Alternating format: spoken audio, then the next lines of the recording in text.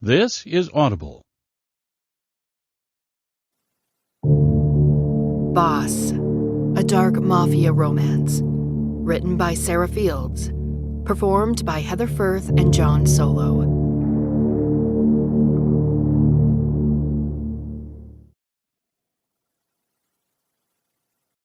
Chapter 1. Brooke.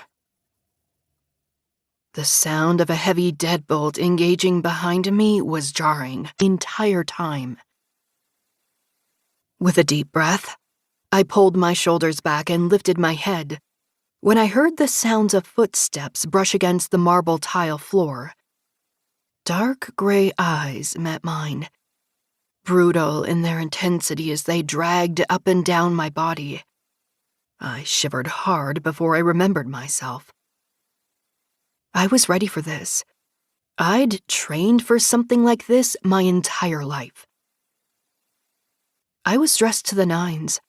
I had a Prada bag on my arm, a feminine Dior pantsuit encasing my body, a pair of black Louboutin peep-toe pumps on my pedicured feet, and my hair and makeup freshly styled.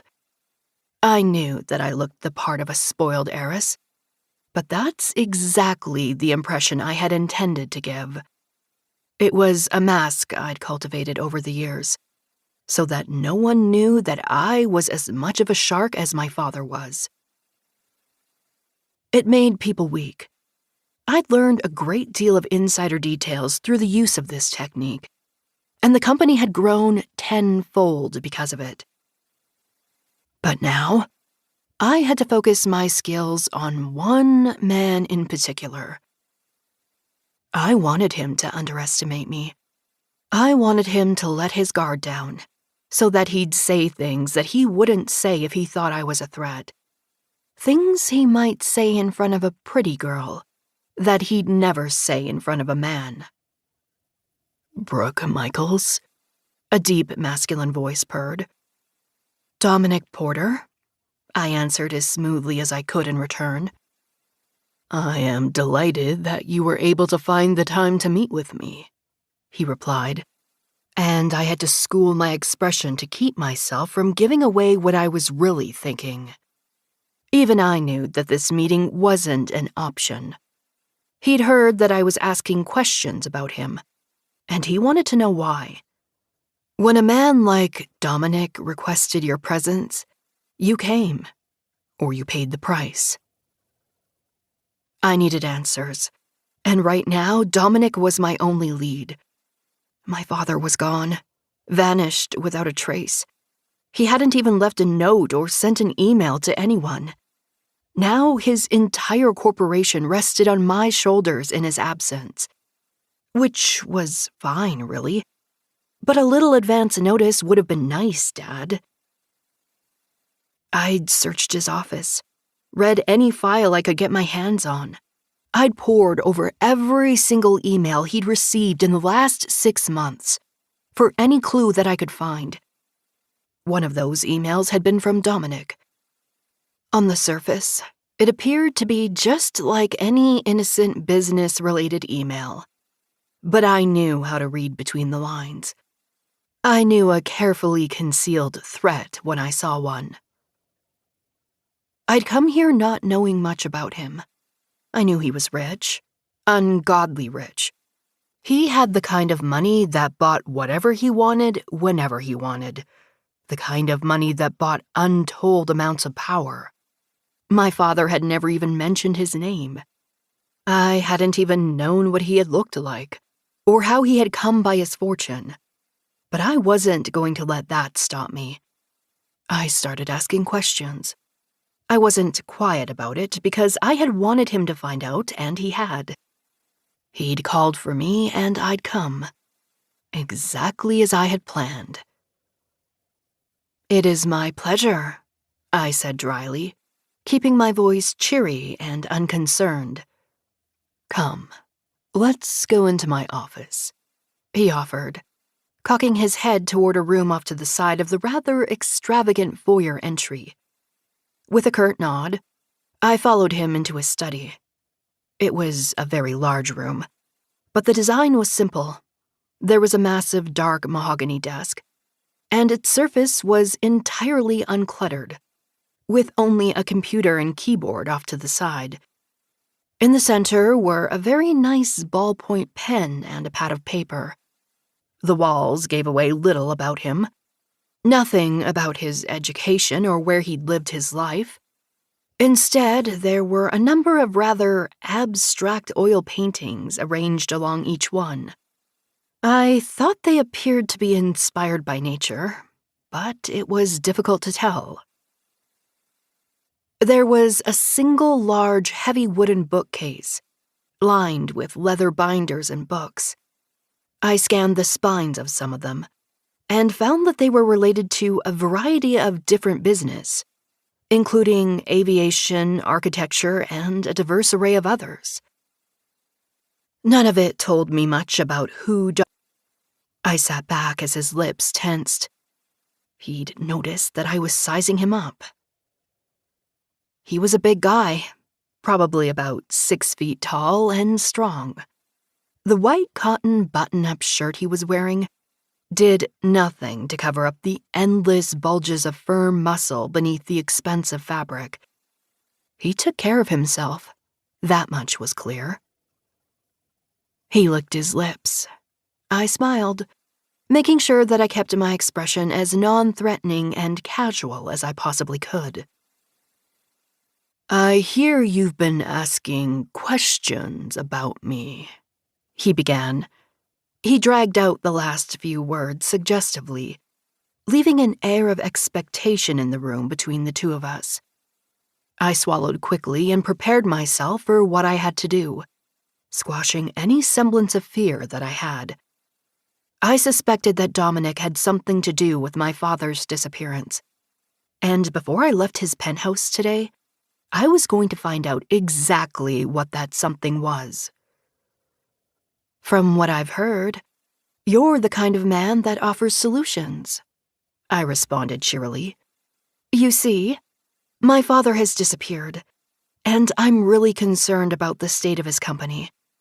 I just wanted to make sure that things continue to get paid, like my apartment and credit cards and everything. I'm used to a certain lifestyle. I like nice things, and I don't want to be forced to give any of that up, because the people that work for him decided to cut me off, just because my father decided to take a vacation and not tell anyone." Some of that was true.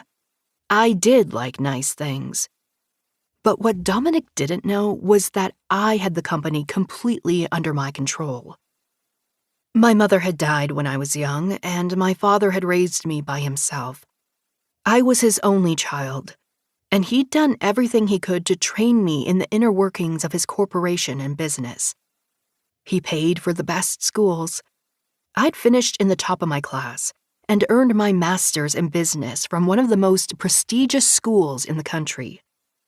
Behind the scenes, he'd already entrusted me with vast responsibilities in the daily operations of his company. In essence, I was his silent partner, and I'd been running it entirely since he had disappeared. Dominic didn't need to know that, though. "You're here to ensure that your allowance is maintained," he responded, his tone flat. He lifted an eyebrow skeptically as he stared back at me, and I took a moment to inspect the bright pink color of my nail polish. I'd chipped the paint on my thumb. I'd have to fix that. "Yes, I'm hoping you can help me. I plan to use our private jet this weekend to fly to Key West on a shopping trip, but the board of directors has decided they need it instead. This would have never happened if my father was around," I complained, my voice sounding incredibly whiny and spoiled. His right eyebrow rose even higher in disbelief. "So, you've come to me not to help you find your father, but to make sure that your bank account is kept full, so you can continue to buy pretty things," he replied flatly. "Exactly," I replied lightly. "I'm sure my father will show up. He probably just went on a business trip and forgot to tell me or the board of directors. Dominic just stared at me, his judgment clear in his expression. He traced his chin with his thumb as he studied me, trying to figure out if I was serious or not. After several long seconds, his eyes narrowed and his brow furrowed. My ruse was working. I've known your father for a very long time, Brooke. Even I know that he would never walk away from his company and tell no one. You should know this better than anyone. You're his daughter, he said, his voice lowering as he scolded me. I'm sure it's nothing, I responded curtly. He'll be back in no time. Dominic cleared his throat. When was the last time you heard from your father? Seth isn't the type of man to disappear like this. He's a hard-working man that takes great pride in his work, and wouldn't just walk away from a company that he's worked to build his whole life, he said firmly, and I shrugged. I'm sure everything will be fine. He'll turn up, I replied. Wait, you know my father? I questioned next, taking the opportunity to press him for information, since he'd already casually revealed that he was quite familiar with the type of man that my father was. He scoffed and shook his head before he dragged his palm across his face. For a long moment, he said nothing and just stared back at me like he couldn't believe what he was hearing. Seth and I never talked about you specifically, but I'd always envisioned his daughter to be something like him. Intelligent, logical, rational-minded, ruthless when it comes to business. He didn't answer. Instead, he just sat there for several long moments, with a concerned expression on his face. Tell me everything you remember about the last day you saw your father.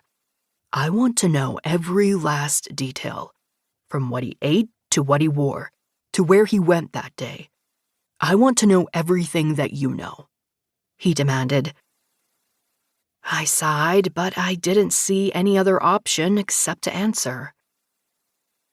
I gave him cursory details of everything I could remember from the last time my father and I were together. I told the truth as much as possible, while still playing the role of the spoiled rich daughter.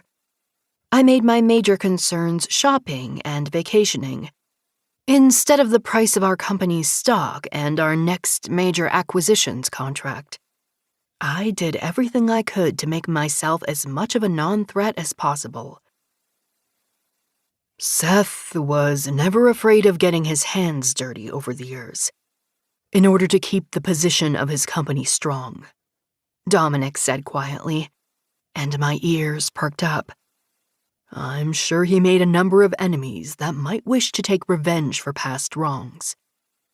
What do you mean? I pressed. Again, he ignored my question. Fucker. Maybe I was going to have to change tactics. I need you to understand that this is serious. He cleared his throat and my heart jumped. If your father pissed off the wrong people, little girl, they could have taken him. Even worse, he could be dead. If he made them mad enough, that means you could be in danger too. You need to be taking this far more seriously than you are right now. He chided me. Don't call me little girl, I scoffed. Who the fuck did he think he was? I will call you whatever I want, he warned. That uneasy feeling in the pit of my stomach compounded and began to grow. I knew that the meeting was over now. Dominic wasn't going to give me the information I needed, and it was time to cut my losses. I needed to reevaluate, learn more about him, and come back with an entirely new plan. Right now, though, I needed to get out of here before this escalated any further. If you don't want to help me, you could have just said so, I retorted. Quickly, I pushed myself out of the chair and scowled in his direction. I fisted my hands at my sides and frowned as he stared down at me. I wanted to walk away, but his dark glare kept my feet cemented to the floor. I kept telling myself to move, but my body just wasn't responding. "I'm going to help you," he finally said, and I rolled my eyes.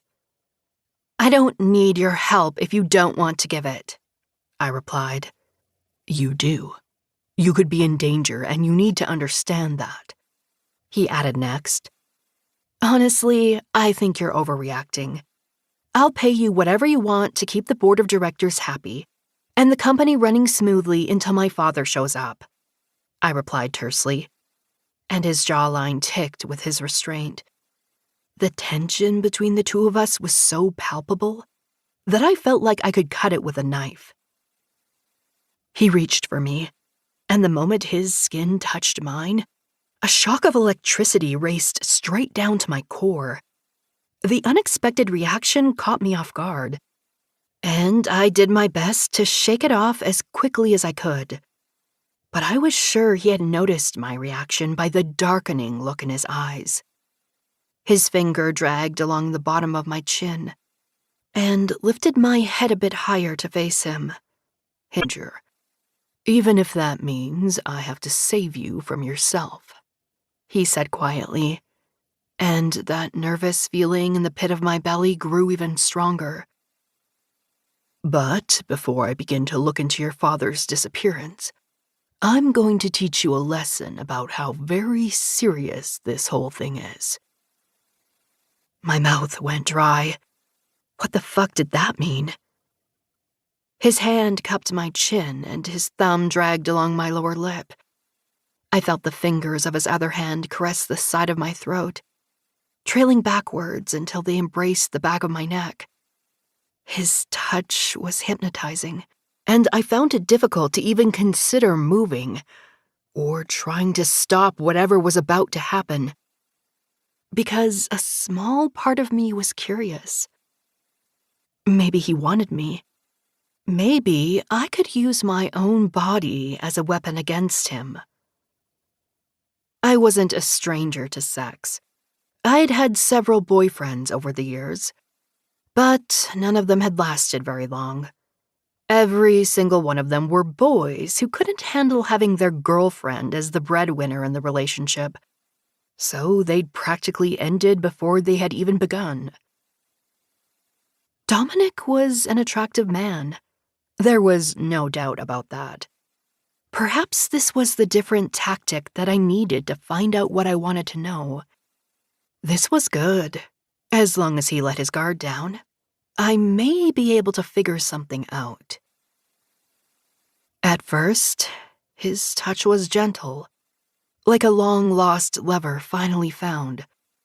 All of a sudden, though, his fist closed around the hair at the back of my scalp, and he wrenched my head back harshly. An intense volley of pain blossomed underneath his fingers, and I cried out at the unexpected agony that his hand had caused me. "Wait," I squeaked. "Let me go." "I don't think you quite grasp what's about to happen, Brooke. The moment you walked in my office and asked for my help, you became mine. Mine to protect and mine to teach," he replied firmly. Apparently, he was possessive, and he liked it rough. I could handle that. At least, I thought I could. "You can't handle a girl like me," I growled, challenging him directly. It was obvious he liked the chase and wanted the opportunity to conquer me, so I gave it to him. He chuckled, the sound low and ominous enough that I started to feel uneasy once more. "Such a brave little girl. We'll see how long that lasts until you're screaming for mercy into the sheets," he countered. A shiver raced down my spine, and He was kinky then. Interesting. I licked my lips and stared up at him. "Yes, sir," I whispered, testing the weight of the words on my tongue. They felt heavy, dangerous, enticing, and for some insane reason, they felt more arousing than they should. The edge of his lip curled up with the smallest hint of pleasure. He enjoyed it when I obeyed his command. I gasped as my bra popped open and my breasts bounced free, already heavy with desire. "Such pretty pink nipples," he said softly, taking one in between his fingertips and pinching it lightly. A quiet moan escaped my lips, and as soon as I realized what I had done, I clamped my lips shut and tried to remain as silent as I could. He pushed my bra off my shoulders next, and it fell to the floor with the rest of my clothes. Now I was only wearing a very thin, lacy pair of panties. His fingers dragged along the hem of them, edging dangerously close to my pussy, and I struggled to remain still. "What's going to happen next is going to hurt, little girl," he warned, still running his rough fingers along my panties. Back and forth, again and again. I sighed with pleasure. "Yes, sir," I whispered. His fingers dipped underneath my panties, and without a moment's pause, he gripped and tore them ruthlessly from my body. The lacy fabric pinched my pussy brutally hard, causing a crescendo of sudden agony to blossom across my moist flesh. It burned for several seconds as I keened before him, but when the pain finally began to fade, I came to a horrifying realization. I was wetter than before, a lot wetter. I was so wet that I could feel it beginning to drip onto my thighs.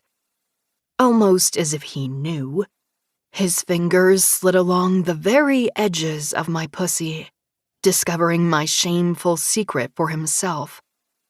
Then he pressed those very same fingers between my legs, his fingertips gliding along my wetness and gathering it all over their surface. All I was wearing now was a pair of heels. He had stripped me, exposed me completely, and I was more aroused than I had ever been in my life. And he knew it.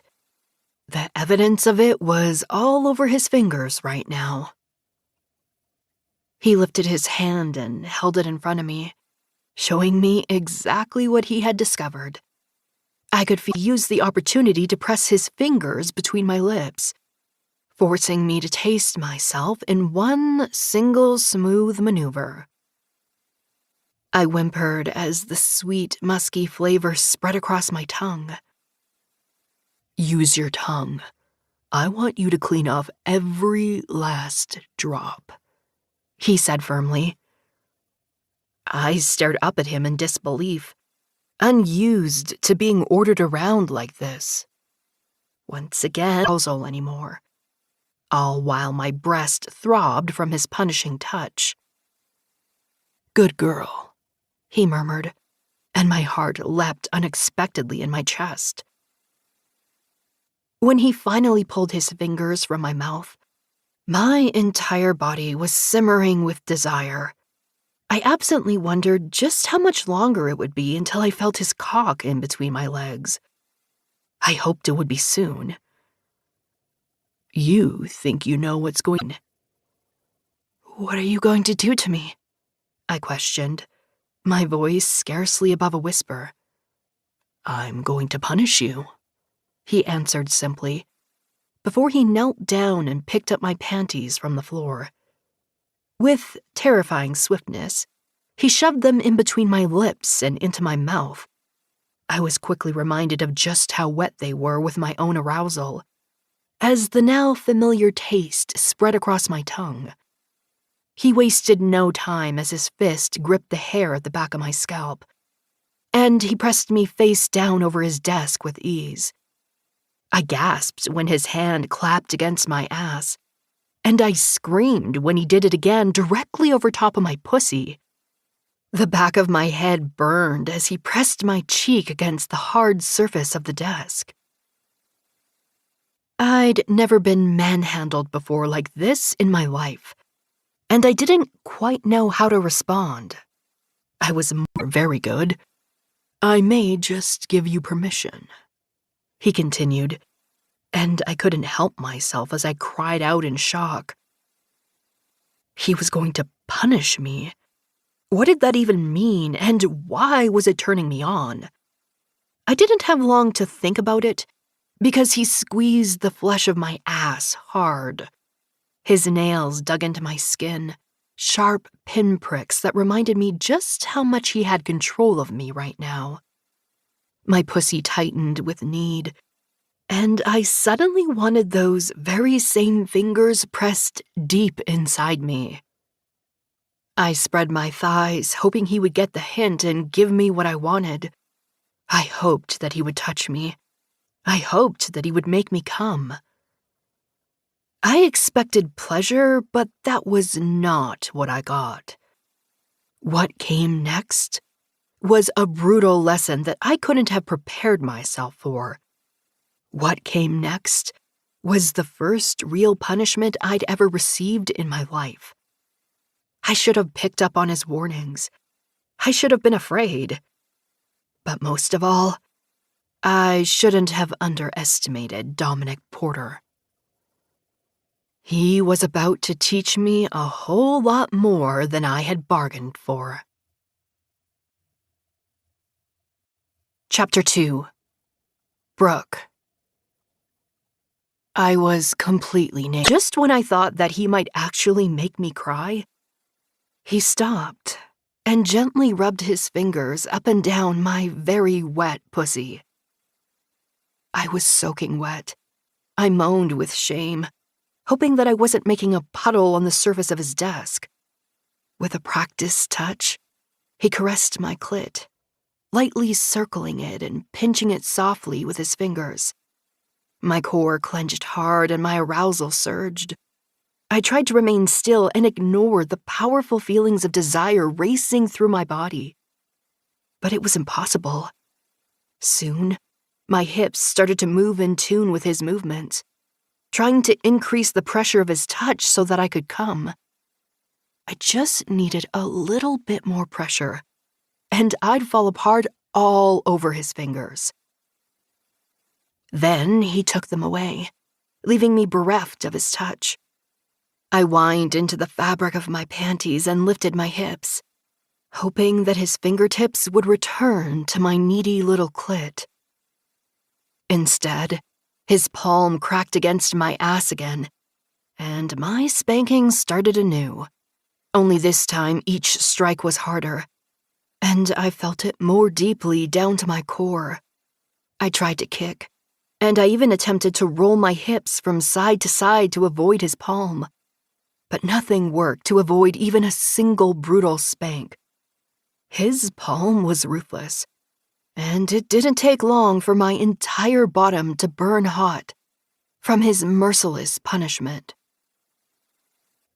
I could feel my control slipping out of my fingers. The more time that I spent naked over his desk with my legs spread, the more I was realizing that Dominic held all the power.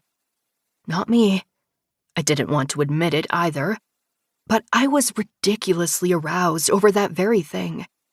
He'd ripped my clothes off, forced me over his desk, almost as if he knew what I was doing. His touch lightened and pulled away from me, just enough so that there wasn't even the slightest chance of me achieving release.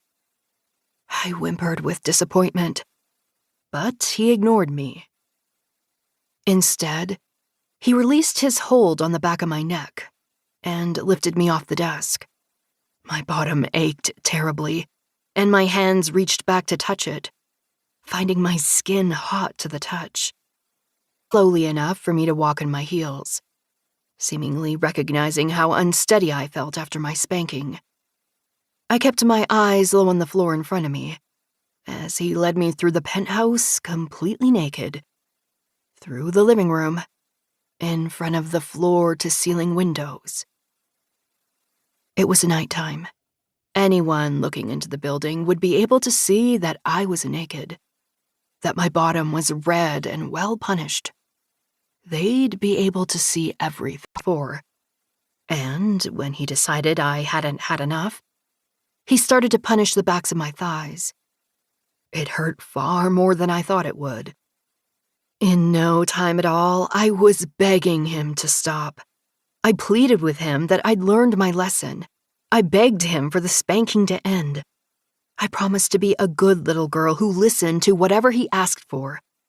But none of it stopped my punishment or even remotely slowed it. It only seemed to make it worse. I was losing control. I'd been able to hold on to the last shreds of it for this long, but I was quickly realizing that it was close to gone. I squeezed my eyes shut and tried to remain stoic and strong. But the longer the spanking went on, the more I came to understand that it wasn't going to stop until I was truly sorry. It wasn't going to stop until I lay over his knees with tears streaming down my face. His palm cracked hard against my thighs, again and again until my breath hitched in my throat. I tried to stop myself, but it was too much. It hurt so much. I couldn't remain strong with my bare bottom so very sore. A single tear escaped my eye, followed by another and then another. Once the first one fell, I couldn't stop a single one, and soon I was sobbing as my spanking continued. He helped me to climb off his lap, and I crawled just a small distance away on his bed. I settled on my hands and knees and dropped down to my elbows, presenting myself to him despite the deep feeling of shame that rattled through me in that moment. "Look at this pretty little pussy, spanked bright red and soaking wet. I think you like it when I punish you, don't you, little girl?" he asked, and I shivered.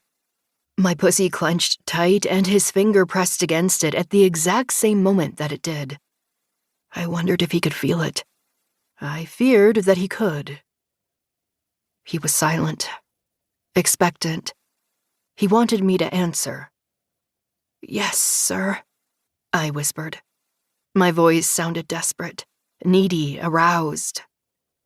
He gripped my heels in his fingers and pulled them off. The sound of them hitting the floor made me shiver. I heard the sound of his zipper behind me. I didn't dare look back, because I was afraid he'd see it as disobedient, that he would decide that I no longer deserved to be fucked as hard as I needed in that moment. I stayed still, my very wet and very needy pussy fully on display. His fingers traced along my flesh, sliding with embarrassing ease along my slick folds. His hand dropped away, and the very hot head of his cock pressed against my entrance instead. "I'm going to punish this little pussy hard with my cock, little girl. You're going to beg. You're going to scream. It's going to hurt. But this little pussy is not going to stop coming until I give it permission to stop," he said, before his hips slammed forward and forced his entire cock into my tight hole in a fraction of a second. He was right. I did scream because it hurt. I hadn't been fucked in so long that I felt damn near virginal. My pussy was so tight, and his cock was far larger than I had anticipated. My body struggled to take the entirety of his length. He stretched me wide and it burned for several seconds, before he pulled out and pistoned his hips forward hard. He didn't start slow or gentle. Instead, he gripped my hips and used them as leverage to use my body as roughly and as hard as he could. The feeling of his pelvis slapping against my freshly spanked pussy felt like the punishment was starting all over again. Stinging pain rolled between my legs, even as his cock took command of my entrance. He fucked me hard and fast. He fucked me so roughly that it hurt. I cried out. My sounds a mixture of desire and pain that I couldn't even begin to separate. Agony and pleasure rattled within my body, and I wasn't quite sure if I wanted to cry or if I wanted to come. My inner walls clenched greedily around his cock, taking his thick girth over and over again. Despite my body's reluctance, the wet sounds of his cock sinking into my pussy again and again made me blush, and I shivered with need as my clit started to throb. Fuck. It felt so damn good. It hurt, but it also made a desire stronger than I'd ever known start to well up from deep inside me from a place I hadn't even known existed within me. My nipples were hard, sensitive little peaks that scratched against the cotton sheets beneath me. My skin was heated with passionate desire, and the blood in my veins felt like it was about to boil. I didn't know how much more I could take before I cried. I shattered, all with his cock fully seated in my tight little pussy. I came so hard that I feared I would break into a million little pieces. Savage ecstasy tore through me, with an intensity like I'd never known. Every muscle in my body tightened, and he started to fuck me again, which only fueled my orgasm even higher, made it even more all-consuming. That's it. I want to feel that little pussy tighten hard around my cock, he murmured, and I moaned at his words. Heat hurtled through my veins with as much force as a raging river. I wanted to come again. I'd already come twice. No one had ever made me come like this, and I wanted more, so much more. His cock was ruthless, a hard shaft of icing tight and limiting the amount of air that I could pull into my lungs. His cock continued to use my little pussy hard. My body was a mass of pleasurable sensation. He knocked my hand out of the way and took ownership of my clit himself. He pressed harder and more mercilessly than I had done, and with him taking complete control over me, I could feel another orgasm rising to meet his demand. You're going to come. I needed to take her over my knees so I could hold her against me and feel her beautiful, naked body squirming to avoid my punishing hand on top of my cock. I'd seen the evidence of her arousal every time she kicked her legs, so I'd made her show it to me. I'd made her spread her thighs for me so I could see it all. I'd punished that little pussy next. I spanked it bright red so it matched her bare bottom. I spanked her until she was sobbing over my knee. My cock had never been so hard. And by her reactions, she'd never been that wet before either. Being punished made her wet. I'd made her crawl onto my bed. I'd made her display that wet little pussy for me, still bright pink from being spanked. She'd displayed herself for me and earned my cock once and for all. The feeling of her tight little pussy around my cock was heaven. I could have fucked her all day. But I needed to finish her lesson. I needed to teach her that not only could I punish her bare bottom and her pretty little pussy with my palm, but that she could always be punished with my cock, too. I hadn't yet decided if I would allow her to leave in the morning. I was certain of one thing, though. She was mine, and that meant that she was going to live by a certain set of rules. If she disobeyed, she'd end up naked and well punished, marked with either my belt or the cane, and with my seed dripping down her thighs. Just thinking about whipping her disobedient little bottom made my cock hard and my balls heavy with the rudder. Yes, sir, she answered, and I could feel her clench around me. Such a greedy little girl.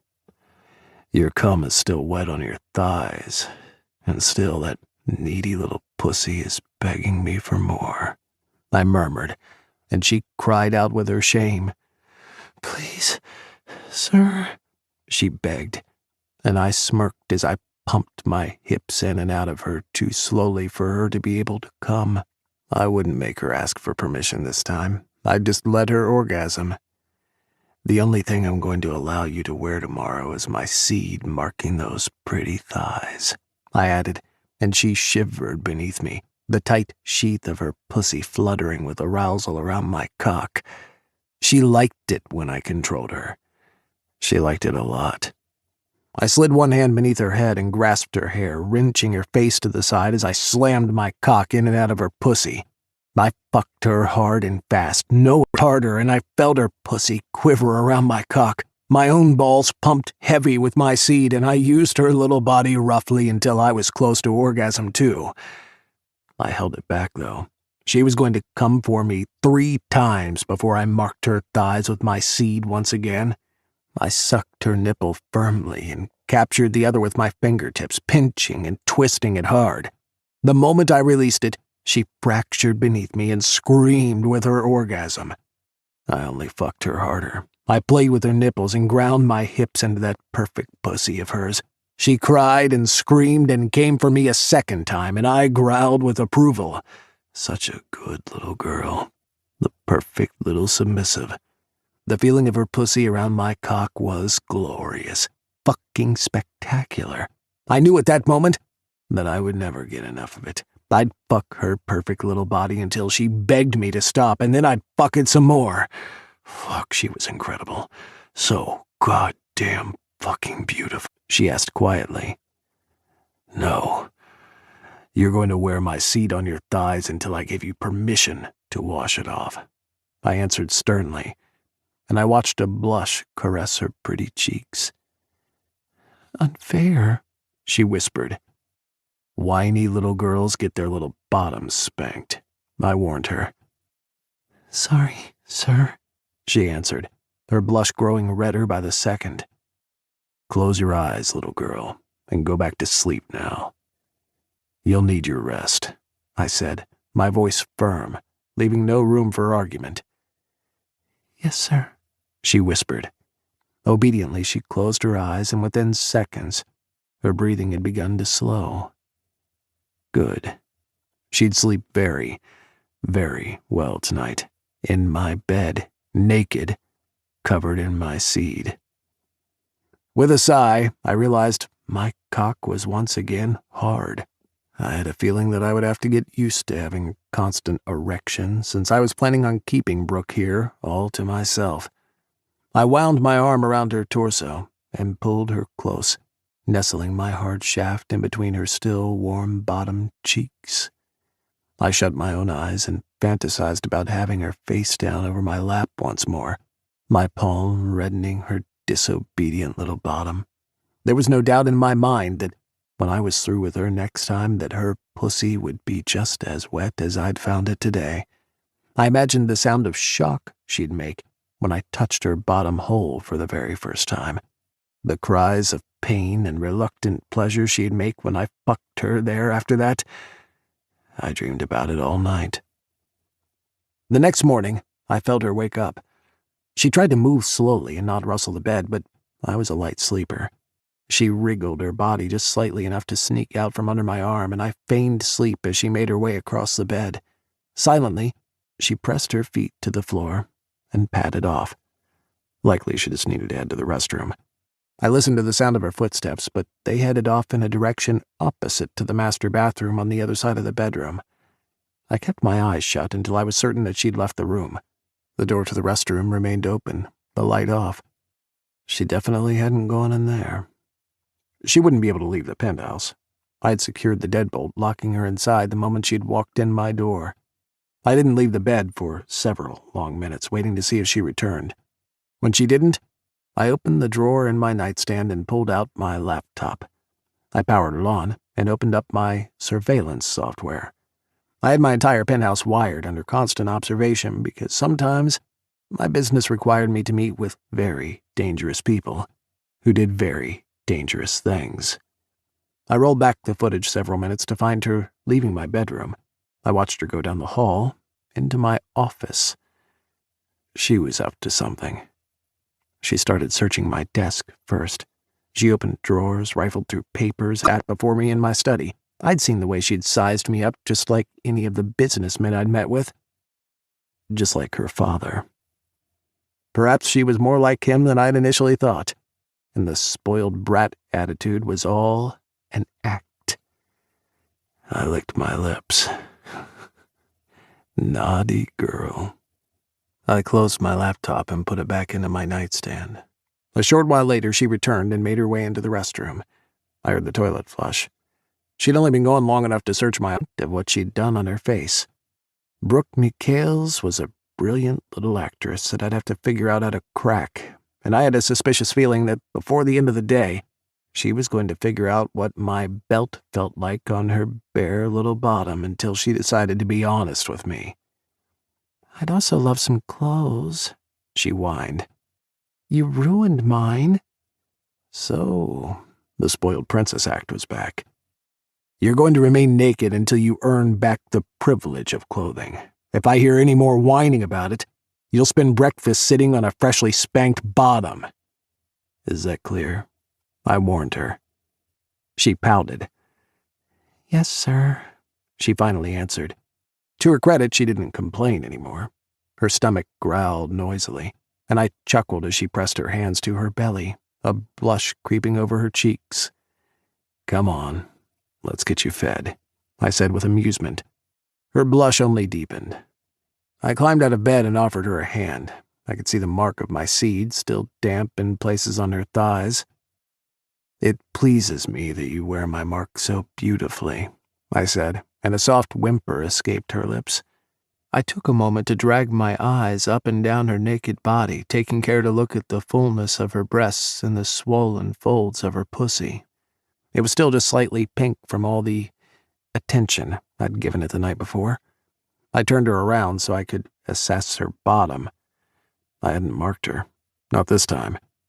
Her ass wasn't even pink anymore from her spanking. I yearned to see my handprint on her naughty bottom again. I imagined what the welts from my cane would look like, and I grinned. One day. I had no doubt that day would be sometime soon. I traced my fingers along her shoulder and gripped the back of her neck. In a possessive maneuver, I led her into the kitchen this way. She whimpered at my rough treatment of her, not expecting to be manhandled like this first thing in the morning. She had much to learn, though. I'd use her pretty body however and whenever I pleased. I'd put my hands on her whenever I wanted. I'd redden her gorgeous little ass whenever I wanted, just because I wanted to. I led her to the island and sat her down in one of the chairs. Only then did I release the back of her neck. She breathed a sigh of relief, and I could see her watching me warily out of the side of her eye. I started the coffee maker, ignoring her hard glare. It didn't take long for it to warm up and start dripping the delicious brew. Next, I pulled a carton of eggs and some bacon from the fridge. I grabbed a frying pan and started to cook. I popped some toast into the toaster, and in no time at all, I served the two of us with hot plates of food. When the coffee was done, I poured that for her, too. I turned away and took the creamer out of the fridge. After that, I slid a small bowl of sugar her way so she could prepare her coffee the way she liked it. She murmured her thanks, and I watched her as she mixed in a dash of sugar. She didn't know it yet, but she was already mine. Chapter 4. Brooke. I'd searched his office that morning and found nothing. I needed to search the rest of his place, but I needed more time. I'd been afraid that he would wake up and find me, so I was resorting to Plan B.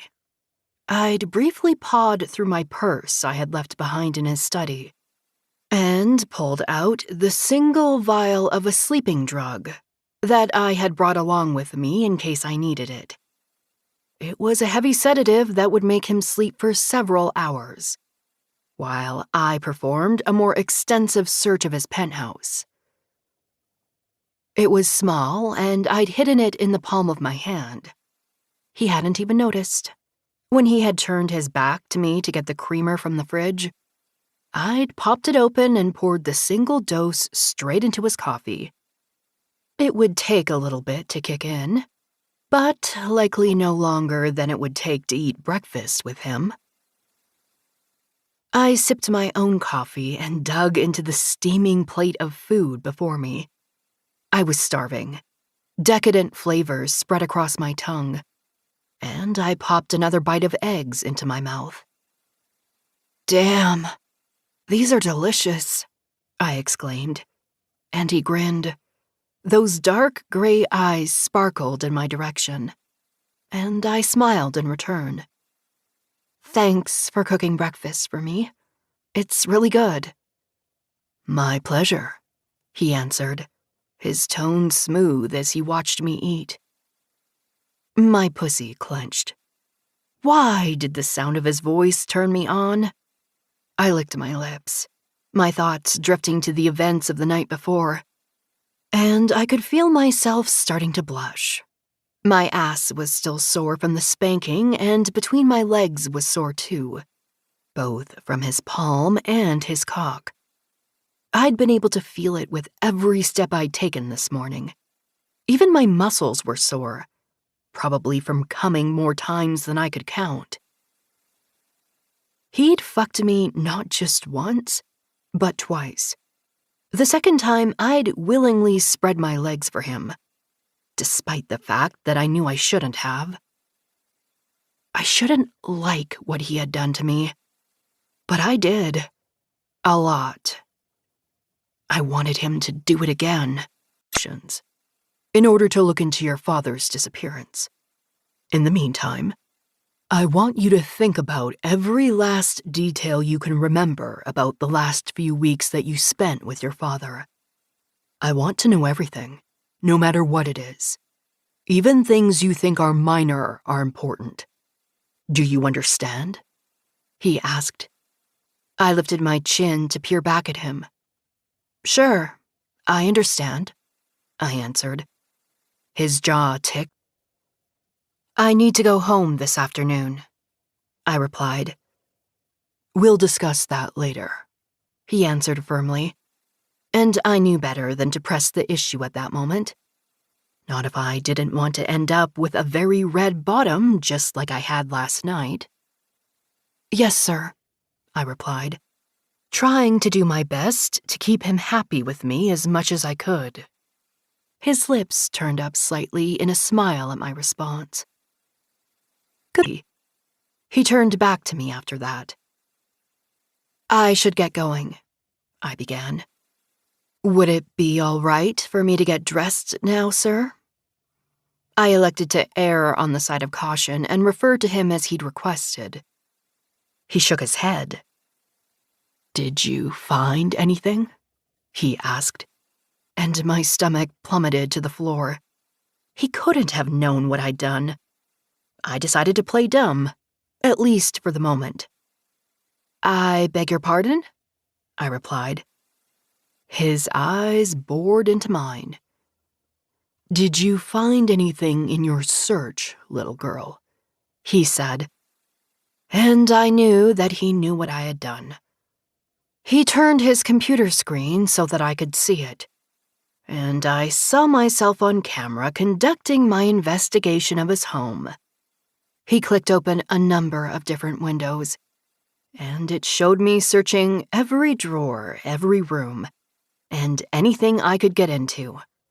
I licked my lips, suddenly nervous once again. "No, I didn't find anything," I answered timidly. He sat back in his chair and folded his hands together, his gaze never leaving mine. "You're not going to be leaving. In fact, I'm going to be doing a search of my own, but it won't be of your apartment." My flesh, and I keened as it strengthened in intensity as the seconds ticked by. "Please, don't," I begged, but my pleas fell on deaf ears. I'd earned this. I hadn't addressed him properly. I'd ignored his directives. I'd drugged him and searched his penthouse, and he knew it. "I told you I'm going to perform my own search. Didn't I, little girl?" he asked me, and I wailed as I struggled to answer. "Yes, sir." I finally managed as the belt whipped against my ass once again. "Do you know what I'm going to search?" he asked next. "No, sir," I whispered, as the belt thrashed my naked backside. "I'm going to search you, little girl. All of you. Every inch of that beautiful body is going to be searched, including a very, very thorough examination of every single one of your beautiful little holes. But first, I'm going to teach you a lesson in obedience that will ensure that you follow my instructions when my own search begins," he said sternly, and I shuddered hard, my pussy clenching desperately at his words. I tried to roll my hips to avoid the lash, but his hand held me in place. I couldn't escape even a single blow as he whipped every last inch of my bottom. But he didn't stop there. He whipped my thighs, too. I cried out as he punished me, squeezing my eyes shut as the terrible sting took a hold of me completely. It hurt so much. So very much. I didn't know how long I'd be able to hold myself together. Each lash burned hot. He had the upper hand. I was naked, bare. He was punishing me. And I was learning what it felt like to be controlled instead. My backside burned with terrible stinging agony. My pussy throbbed with pain as he continued to whip it with his belt. But as the leather struck my folds, I came to the startling and terrifying realization that I was wet. "Very, show me that you can be a good little girl, and maybe I just might let you come when this is all over," he said sternly, and I whimpered with fear. The belt slapped against my pussy far harder that time, and my sobs started anew. Sharp agony spread across my wet flesh, and then the belt fell again. Nothing I could have done could have prepared me for that painful stroke against my most intimate place. But I knew I didn't have a choice. I did my very best to keep my legs open for him, but it was hard. Fuck. It hurt so much. Dominic had decided I needed to be punished, and I would take every last second of it until he decided that I'd had enough. I knew now without a doubt that it wasn't up to me. I didn't get to decide when it would end. He would. He'd punish me as he saw fit. Legs. I spread my feet. He used his foot to push them wider, and I whimpered quietly as I pressed my fingers to the back of my head. His thumb traced across my lip, his touch gentle even though it burned like fire. He stared back at me, his expression ravenous with desire. Whipping me with his belt had turned him on. Marking me with it made him want to fuck me. I hoped that he would. His fingers started to explore me. He brushed my hair aside and turned my head back and forth. His thumb pressed between my lips, making me open my mouth so he could inspect it first. "Has anyone fucked this pretty little throat before?" he asked. "No, sir," I answered, my voice quiet as I blushed at the rawness of his words. "That will change soon," he answered, his tone confident and sure. I shivered hard and my pussy clenched. His fingers lifted my chin before inspecting the sensitive skin of my neck. Briefly, he pressed his palm against it and tightened his fingers. A firm reminder that he held all the power over me right now.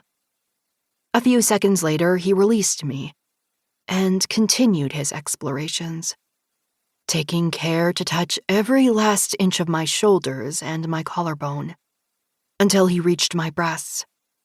He pinched my nipples until they were hard, Then he twisted them back and forth firmly enough to make me cry out.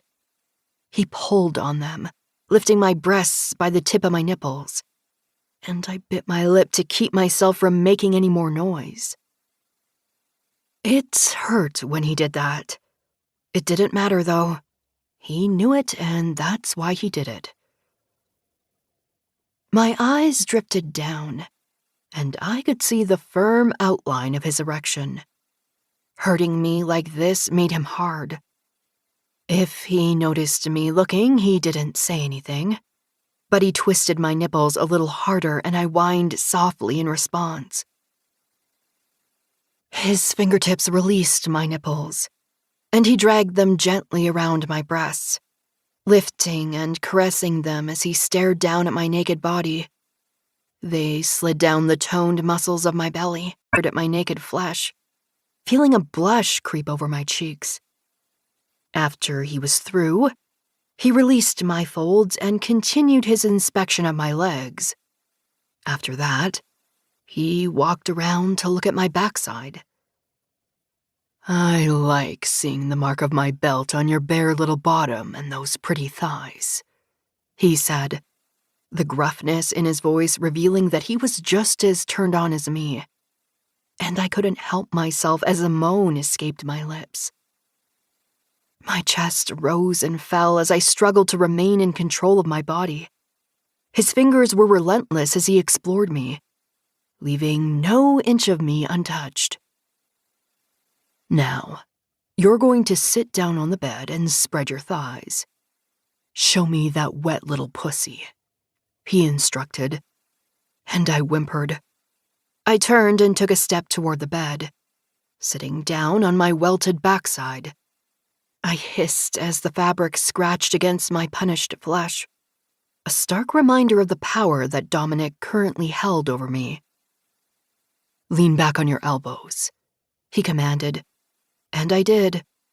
I spread my thighs slowly, feeling the chill air of the overhead fan caressing my very naked and very wet pussy. He knelt between my legs, which brought his face closer than ever to my bared body. He used his fingers to spread me wide open, and he stared down at my needy little clit. Such a hard little clit. You want to come, don't you, little girl? He asked. Yes, sir, I whimpered shakily. With a single fingertip, he teased my clit, holding my eyes with his as he did so. His dark gaze almost undid me. You do not have permission to come, he said firmly, and I whined forlornly. He slid a single finger along my wetness, before he slipped it right into my entrance. I moaned as he pumped that digit in and out of my body. I was so wet that he entered me with ease. Then he added a second finger and used them to spread my pussy open a little as he peered down at me.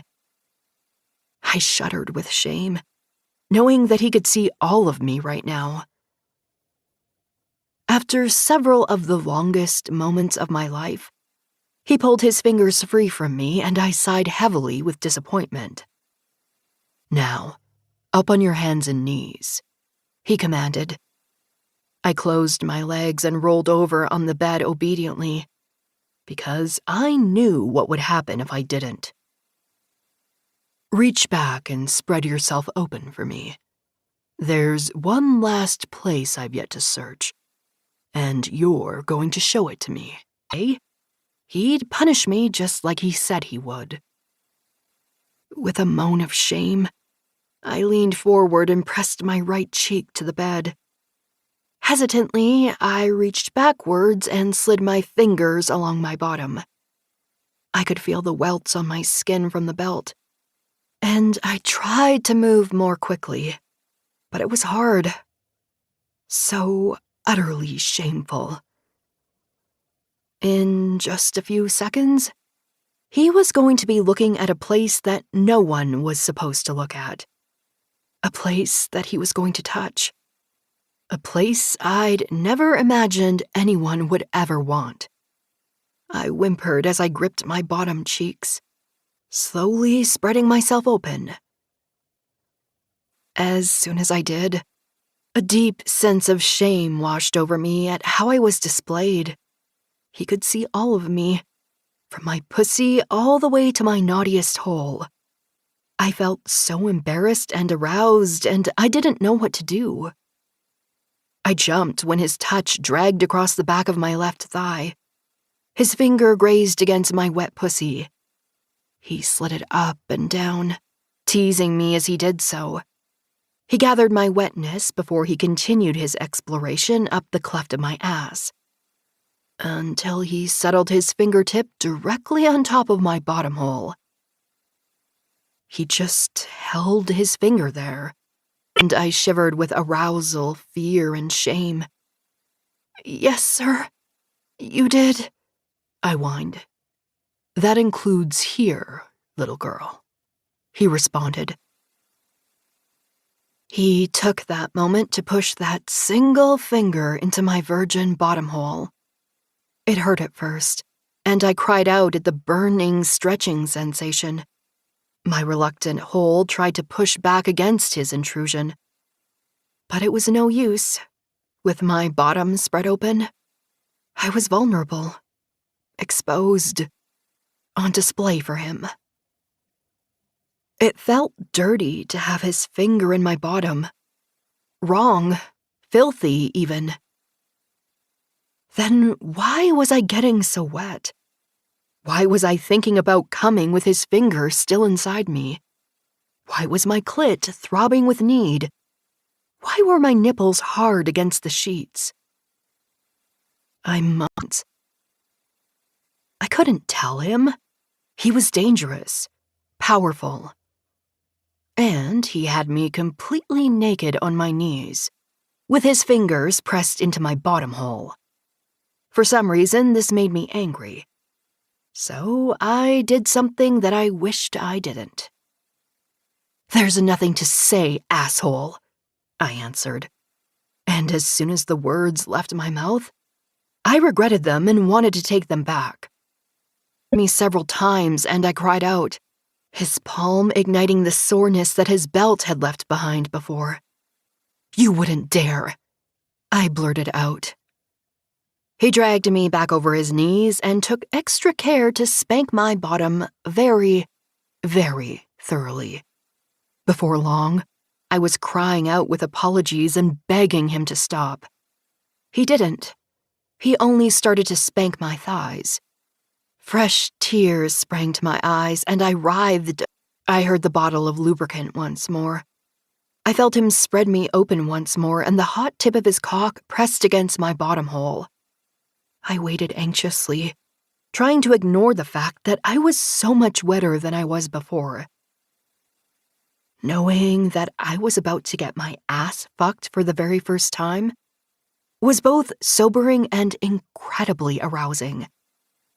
I wondered how much it was going to hurt, how much I was going to like it, and how hard I was going to come with his cock shoved deep into my little bottom hole. As soon as the tip of his cock pressed against my asshole, I writhed beneath him. He gripped the back of my neck with his palm in order to keep me in place. "Keep fighting me, little girl, and you'll earn a dose of the cane and a second bottom fucking that will hurt far more than the first," he warned, and I cried out with alarm. I tried to stay still. I tried not to fight. But I'd never been used like this. His hips pushed forward slowly, and the head of his cock breached my dark channel. His cock was so much larger than his fingers, and a tremendous wall of pain slammed into me as my body struggled to take it. He pressed into me slowly, and everything in me fought back against it. I tried to relax, but every muscle tightened, and as that first orgasm began to fade, a second one followed in its wake not long after. This kind of pleasure felt deeper and more intense than any orgasm I'd ever had before. I shook with passion, and my muscles trembled with it. It crept up from the deepest parts of my soul, and I couldn't fight it because it was growing stronger with every passing moment. I still didn't understand how this was a punishment. I would soon. He fucked my bottom slowly, ensuring to press in and out of me completely. The steady cadence proved to be incredibly arousing, and a third orgasm crept to the surface. I didn't fight it. Not yet. Those first few orgasms were decadent. They felt like a reward. But that wasn't going to last. Entering in and out of my bottom, it was almost a reminder that he could use me however he wished, hard or soft, and I didn't have the slightest choice about it. My bottom tightened around him, and the sudden, uninvited yearning to have him fuck me harder crossed my mind. I didn't voice my wants. I ignored it because it couldn't be real. I couldn't want that. I couldn't want him to fuck my bottom more roughly. I couldn't want him to make it hurt. A single drop of my wetness rolled down my thigh, and I realized that I was positively soaked. I was growing wetter, and I couldn't stop it. His fingers reached down between my thighs and explored that very wetness, gathering it and using it to torture my clit even more. The more he touched me, the more I began to worry about just how much he was going to make me take. A seventh orgasm rushed toward me, and for the first time, I tried to fight it. I tried to push it back, but the persistent taunting of his fingers on my clit was relentless. "Please, I understand," I pleaded. "No, little girl. You think you understand, but you don't. You have a thorough punishment coming, and by the time I'm through with you, you will really understand what happens to bad little girls that think they can take control," he answered sternly, and I whimpered at his words. With a shiver, my next orgasm took a hold of me. I didn't understand why, but this one was more intense than all the rest, and my tortured clit throbbed with sensation.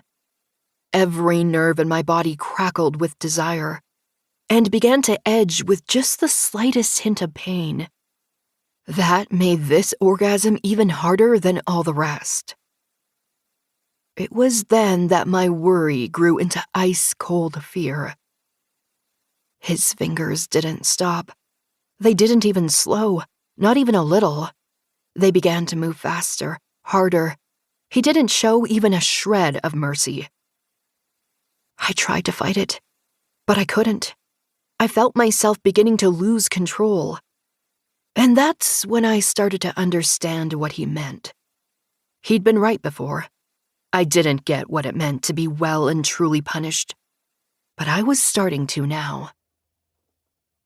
I was afraid of how well I would understand what he meant when this was all over. I could feel the next orgasm simmering at the edges of my core. My pleasure was twisting in on itself, and it felt like this next one was going to be even stronger than all the rest. The closer it came to breaking over me, the more I tried to push it back, but nothing worked. It crept toward me, brewing stronger and stronger until I knew it was absolutely useless to try to stop it. I was going to come, and nothing was going to prevent it. My back arched and desire catapulted up and down my spine. A strangled cry broke free from my throat, and my orgasm tore through me. It twisted, hot like a knife deep in my belly, and he answered. I quivered beneath him as another orgasm surged forth from the very bottoms of my feet. I quaked as I felt it coming, fearing the moment it crashed over me like a rushing waterfall. And when it finally did, it tore through me with the ferocity of a hurricane. I screamed and I cried with pleasure. At first, it felt incredible. But then the pain followed. It twisted, but the vibrator continued to torture my clit. He held that terrible little bullet against me firmly, and as much as I tried to squirm and avoid its brutal vibrations, I couldn't. It was as though he knew what I was doing and moved with me, ensuring that tiny object never left the place where he decided I needed it the most. My clit was so sore. I didn't think I could take much more, and as another of slowing down. In fact, it only got even stronger. The tingling intensified so that it spread across the entirety of my pussy, torturing my wet folds until another orgasm shattered me. I was so helpless, vulnerable, at his mercy. My breath hitched. It hurt so much. Pleasurable pain that threatened to tear me apart. I didn't know how many times I came beneath him.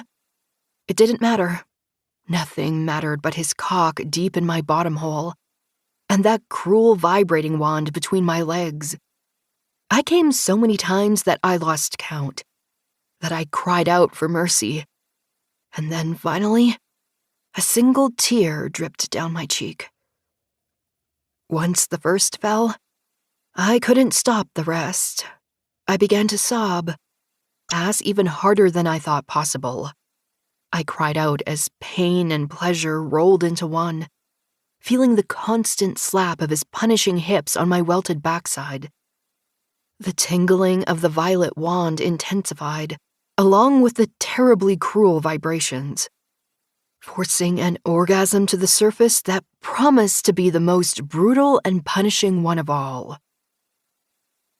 I remained on the precipice of my release for several long minutes, as a few more seconds passed, and I knew my orgasm was imminent.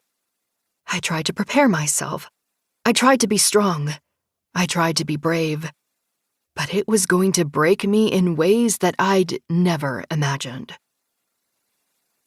The moment it began, a low wail emerged from my throat that grew louder and louder as my release mastered every single one of my senses. My eyes rolled back in my head, and I could no longer see anything but the inky blackness of my own pleasure. The air smelled heavy of sex, and a deep sense of shame washed over me, knowing that much of that was the scent of my wetness permeating around us. All I heard were the screams of primal desire. I sounded like a feral cat, and it only served to make my release even stronger. I tasted the salt from my tears as I sobbed through my orgasm, dripping down my cheeks and onto my lips, only to eventually fall on my tongue. I was drowning in my pleasure, and I could see no way out. It felt like the world was crushing me from the outside in. I writhed and screamed with the cruel bite of pleasure and pain, but nothing stopped it. I had fallen into a black hole of ecstasy, and I wouldn't be allowed back out until he allowed it. I broke, and I broke hard. Agony, pleasure, ruthless punishment. I understood what he had meant before. I understood what being broken with pleasure felt like now. I felt his seed surge deep into my bottom, again and again as he marked me as his. It was scalding hot, and I sobbed as it prolonged my orgasm even further. Every last second was complete and utter torture. "That's my good girl. You took your punishment very well," he murmured. And even though I was still crying, I smiled a little bit. "I'm so sorry, sir," I whispered through my tears. "You're forgiven. You always were. You just needed to be reminded that you're not in control anymore, little girl. You lost that privilege the moment you walked in my door and asked for my help. You know that now, don't you? He said softly, and I pressed my cheek into his shoulder. Yes, sir, I answered, nodding into his neck. I knew he was right. I didn't want him to be, but he was. And the worst part about it was that I liked it. For a long time after that, he was quiet. He simply traced his fingers up and down my spine, or he gently scratched the back of my head as my tears slowed and eventually stopped. I felt like I was floating. I didn't say anything, but for the very first time, I felt like I had found something that I had been missing my whole life. Maybe I needed to be taken in hand like this. Maybe I needed someone to control me like this, to show me that I didn't always have to be in charge myself. And he wanted to know more. He wanted to know who I was. I was going to tell him. I was going to tell him everything. He reached for my chin and used his thumb to wipe away the remains of my tears. His touch was gentle and caring. Carefully, he lifted my eyes to meet his, and his gaze searched mine. Instead of demanding that I speak and tell him my story, he drew me into a sweet, "Understand what you did, little girl. But your suspicions are not correct. I had nothing to do with your father's disappearance. The two of us were close friends, and I had helped him a number of times over the years, in order to ensure the future of his company. I'd assisted him in accruing funds, in securing the rising price of his stocks, in making the rules bend as he grew into other states, and eventually other countries. But I was not his only ally. He made other, less desirable connections in the past, many of which eventually soured. He asked for me to help him make the worst ones go away, but I don't know them all, he answered. I bit my lip. Then if you're not involved, I have nothing, I said, unable to hide my sorrow. No, you have me. You have my resources, he answered. I won't leave a single stone unturned. You came here asking for my help, and I'm going to give it to you, he continued, and I stared up at him as I pressed my cheek into his shoulder. You do that? How will I repay you? I asked. Naked, in my bed, over my knee, however I want, he replied, and I shivered in his arms.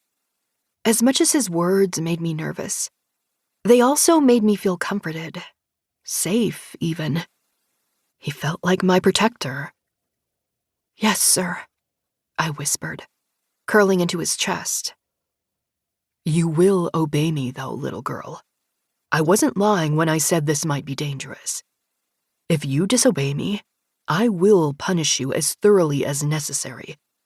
I won't hesitate to redden your bottom or to fuck you hard enough to make all your little holes sore. Is that clear?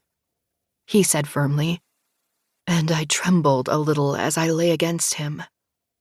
Yes, sir. I understand, I answered. I had no doubts that he would. My gaze dragged across the room, only stopping on the black leather of his belt on the floor. This lesson was a hard one that I wasn't going to forget anytime soon. But maybe, just maybe, it had been worth it. Dominic Porter was going to help me find my father, and he was a very powerful man with very powerful connections. If anyone could find my father, he was the man who was going to do it. Chapter 5. Dominic. Seth McHale's was a ruthless businessman, and I could see much of him in his daughter. Not only was she beautiful, but she carried with her a sense of courage and bravery that was quite rare.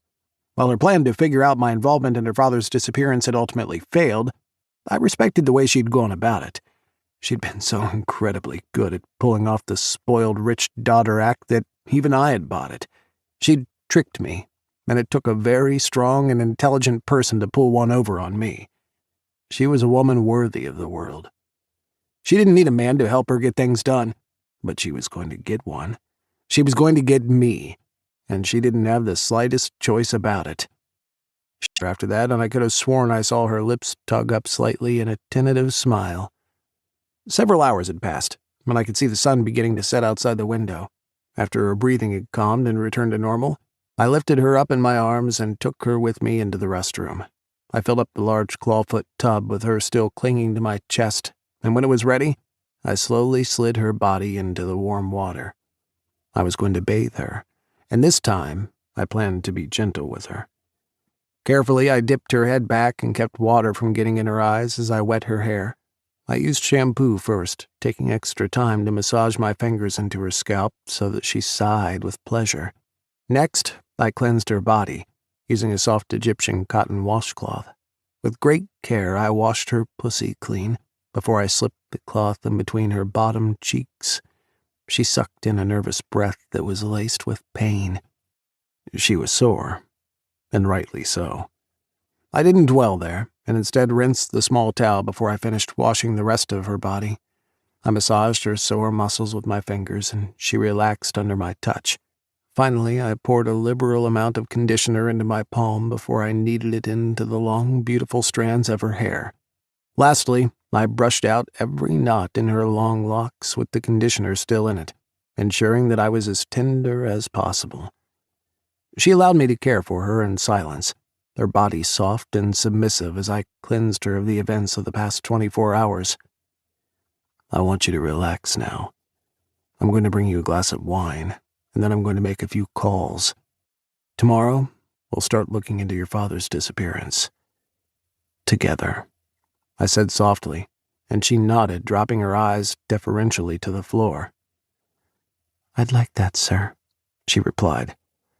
Red or white, little girl? I asked next. Red, sir, she answered as she lay her head back against the edge of the bathtub. I left the room and padded into the kitchen. I popped open an expensive bottle of Syrah before I poured her a generous portion into a stemless glass.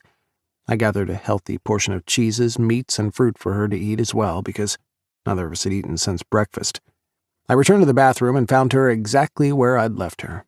I placed the wine and the food on a table next to the clawfoot tub, and she reached for it. I watched her take a small sip, and she hummed quietly in enjoyment. This is delicious, she murmured, and I smiled. I'll be in my office for a short bit. I will come to check on you. And continued to gaze back at her, taking in her pretty pink nipples and her gorgeous curves. I recalled the look on her face when she had come for me, the way her lips had opened and her eyes had fluttered with arousal. I remembered the way she'd writhed beneath me, and I yearned to press my cock deep between her thighs once more. But there would be more opportunities for that, because the more time I spent with her, the more I realized that I wanted more of her. I wanted to keep her for myself, as mine, for the rest of her days. Her eyes turned back to meet my own, and I could have sworn I saw interest there too. At the very least, I saw desire in her eyes, and that was more than enough for me, for now. Enjoy your bath, little girl, I said. I will, sir, she replied, her voice full of contentment and satisfaction. This pleased me. I turned away and left the bathroom, leaving her to finish her bath in peace. I strode to my office and powered on my computer before logging into my encrypted access to the web. I sent several emails inquiring about Seth Mikhails, and after that I made several phone calls. Before long, I had the internal records of Seth's company going back 20 years to the date of its founding. I was going to get to the bottom of his disappearance and use everything at my disposal in order to do it. Before I started going through the records, though, I picked up my phone and dialed the number of a man who had worked for me for years. I trusted him explicitly. Richardson, I said curtly the moment he picked up on the other line. Mr. Porter, he answered, always so respectful. There was something I especially liked about him. He was ex-military and had a certain set of skills that I found extraordinarily useful. Not only did he have a knack for detective work, but he was also an exceptional coder who could find information at the drop of a hat. I paid him especially well, and he was incredibly loyal to me. I have a job for you. I'm going to send you access codes to some company files, Mikhail's communications and data systems. I want you to look into everyone that put money into the corporation. I want to know if any of them have connection to powerful people, organized crime, the mob, whether it be American, Italian, Russian, or the Japanese Yakuza, or whoever else it could be. I instructed, and he listened as I spoke.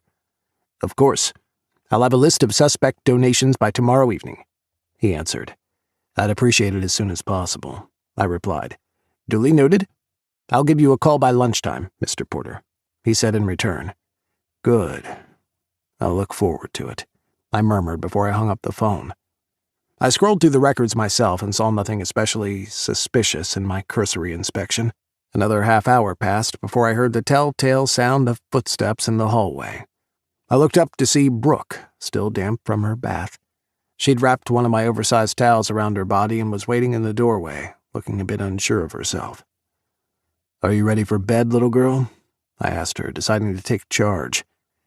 Yes, sir, she nodded, keeping her voice low. She looked up from beneath her thick eyelashes, her expression demure as she watched me. I stood up and left my work, slowly walking over to her. I slipped my arm around her waist and led her back to the bedroom. I was gentle, but my movements were firm, leaving her no question that I expected her to comply. She was beautifully obedient, and I felt my lips curl up in a smile. She was a very good little submissive after she'd been properly taken in hand. I liked that. Quite a lot. I liked it so much that I wanted to keep her for myself. Once we reached the bed, I took the towel and pulled it from her body. You will sleep naked to remind you that when you are with me, you aren't in control.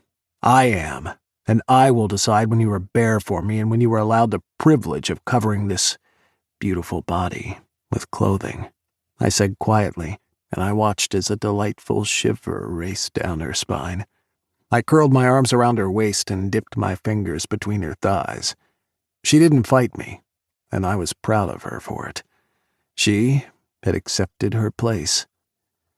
You're wet for me, I observed out loud, and the quiet gasp that escaped her lips was like music to my ears. Yes, sir, she whimpered, and my cock throbbed with blood. I pressed my erection between her naked cheeks, and she pulled in a breath as I showed her exactly how much I wanted her.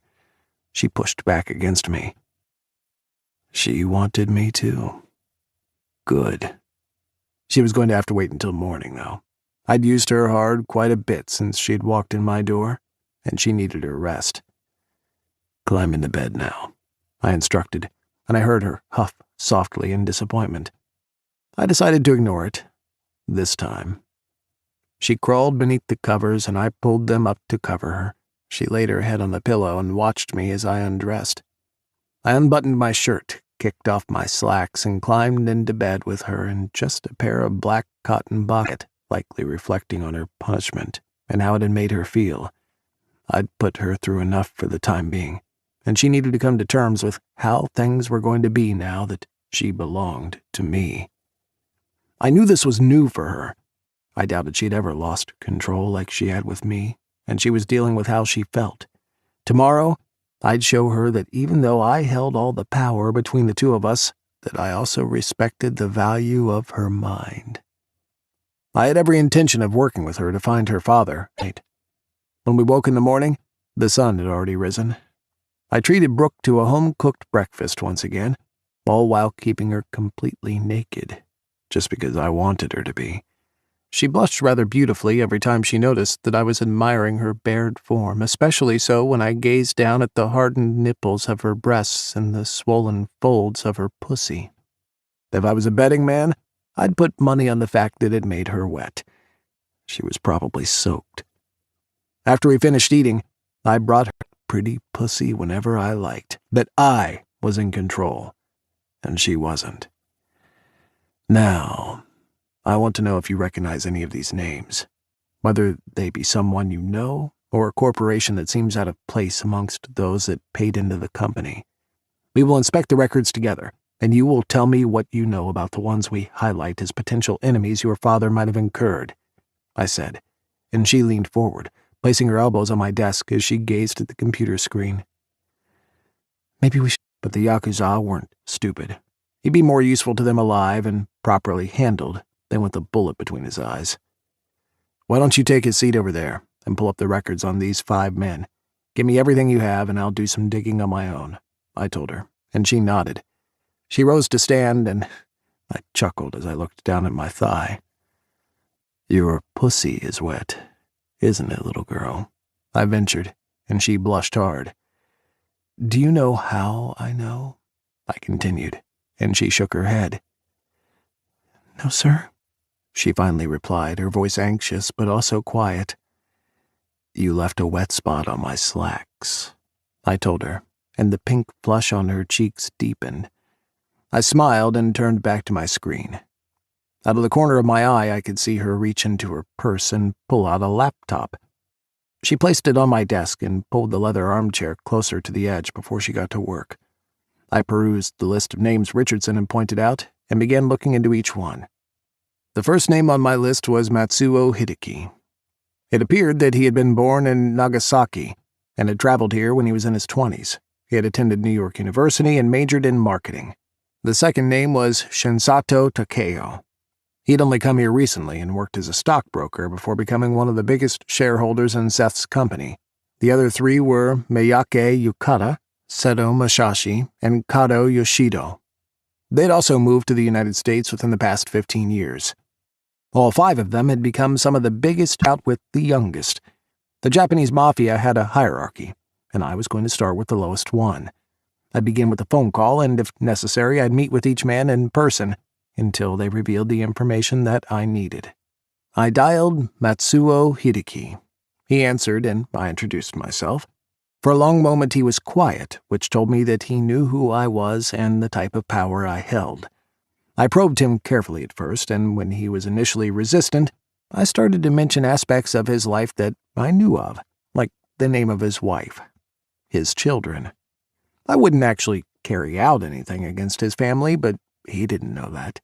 All he knew was that I had the kind of money that allowed a man to do whatever he wanted, whenever he wanted. He also knew that the avenues I took weren't legal, most of the time. Important. He sounded afraid. In some ways, I was like a crime lord, but in others I was starkly different. I didn't waste my money or my time in petty crime like loan sharking or drug running in order to find out what I need to know. I warned him, keeping my voice light. The threat was there, though.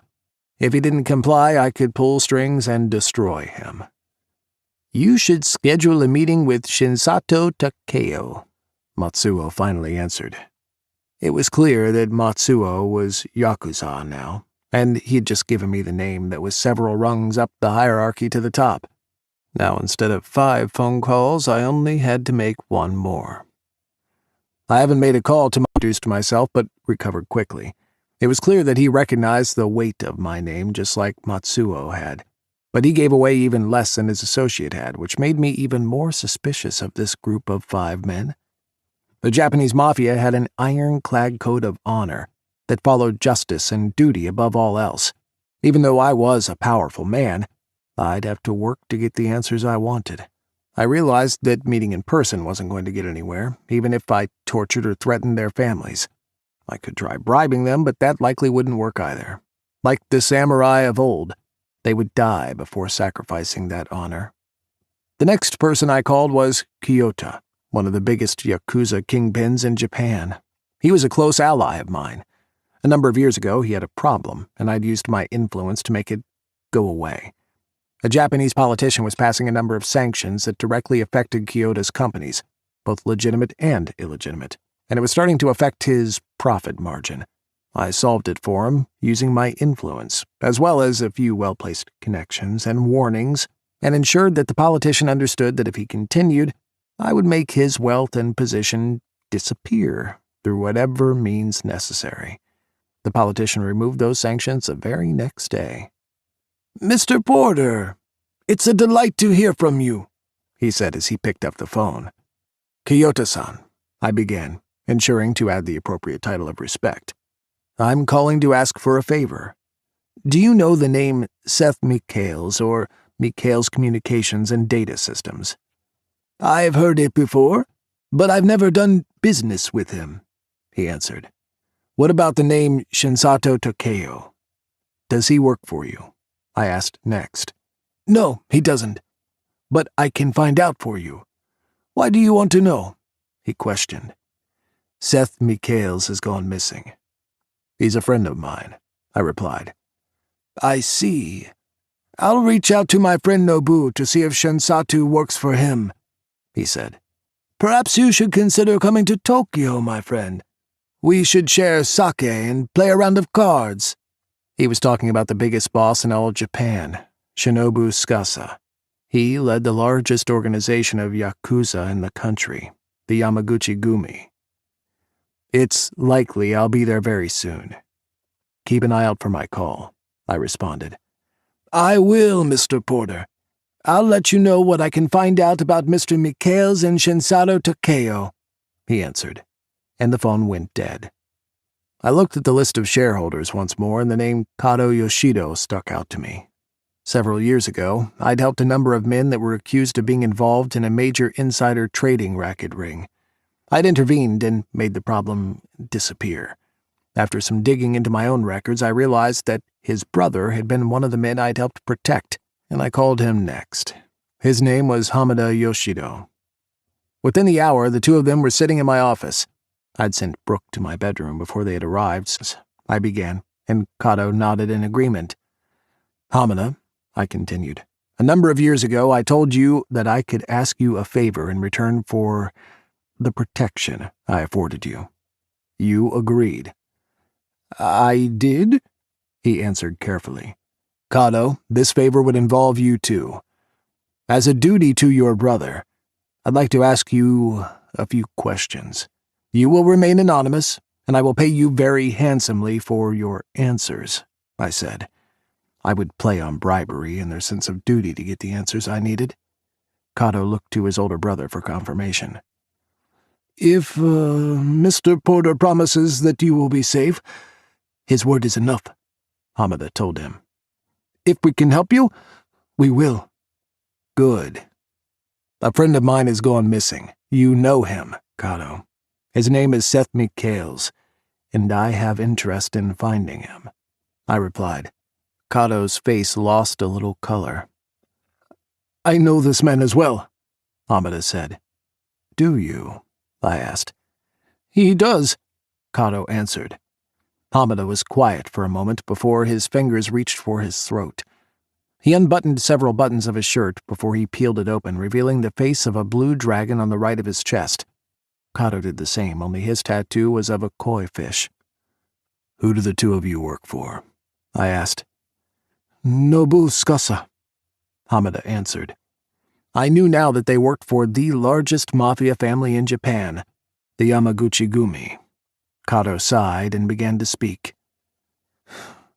"We weren't given very many details, but Mr. Michaels refused Nobu-san in a business deal not long ago. Because of this, Nobu ordered that Mr. Michaels be taken. My brother and I, along with a few others, ensured that he left the country on a private jet routed to Tokyo last week," Kato replied. "Is he alive?" I pressed. Dress, I wore a thin, light pink set of lingerie, but they were so sheer that it almost felt like I was wearing nothing at all. My family had a lot of money, and our own company jet. But the process to schedule a flight path was far more extensive than Dominic's was.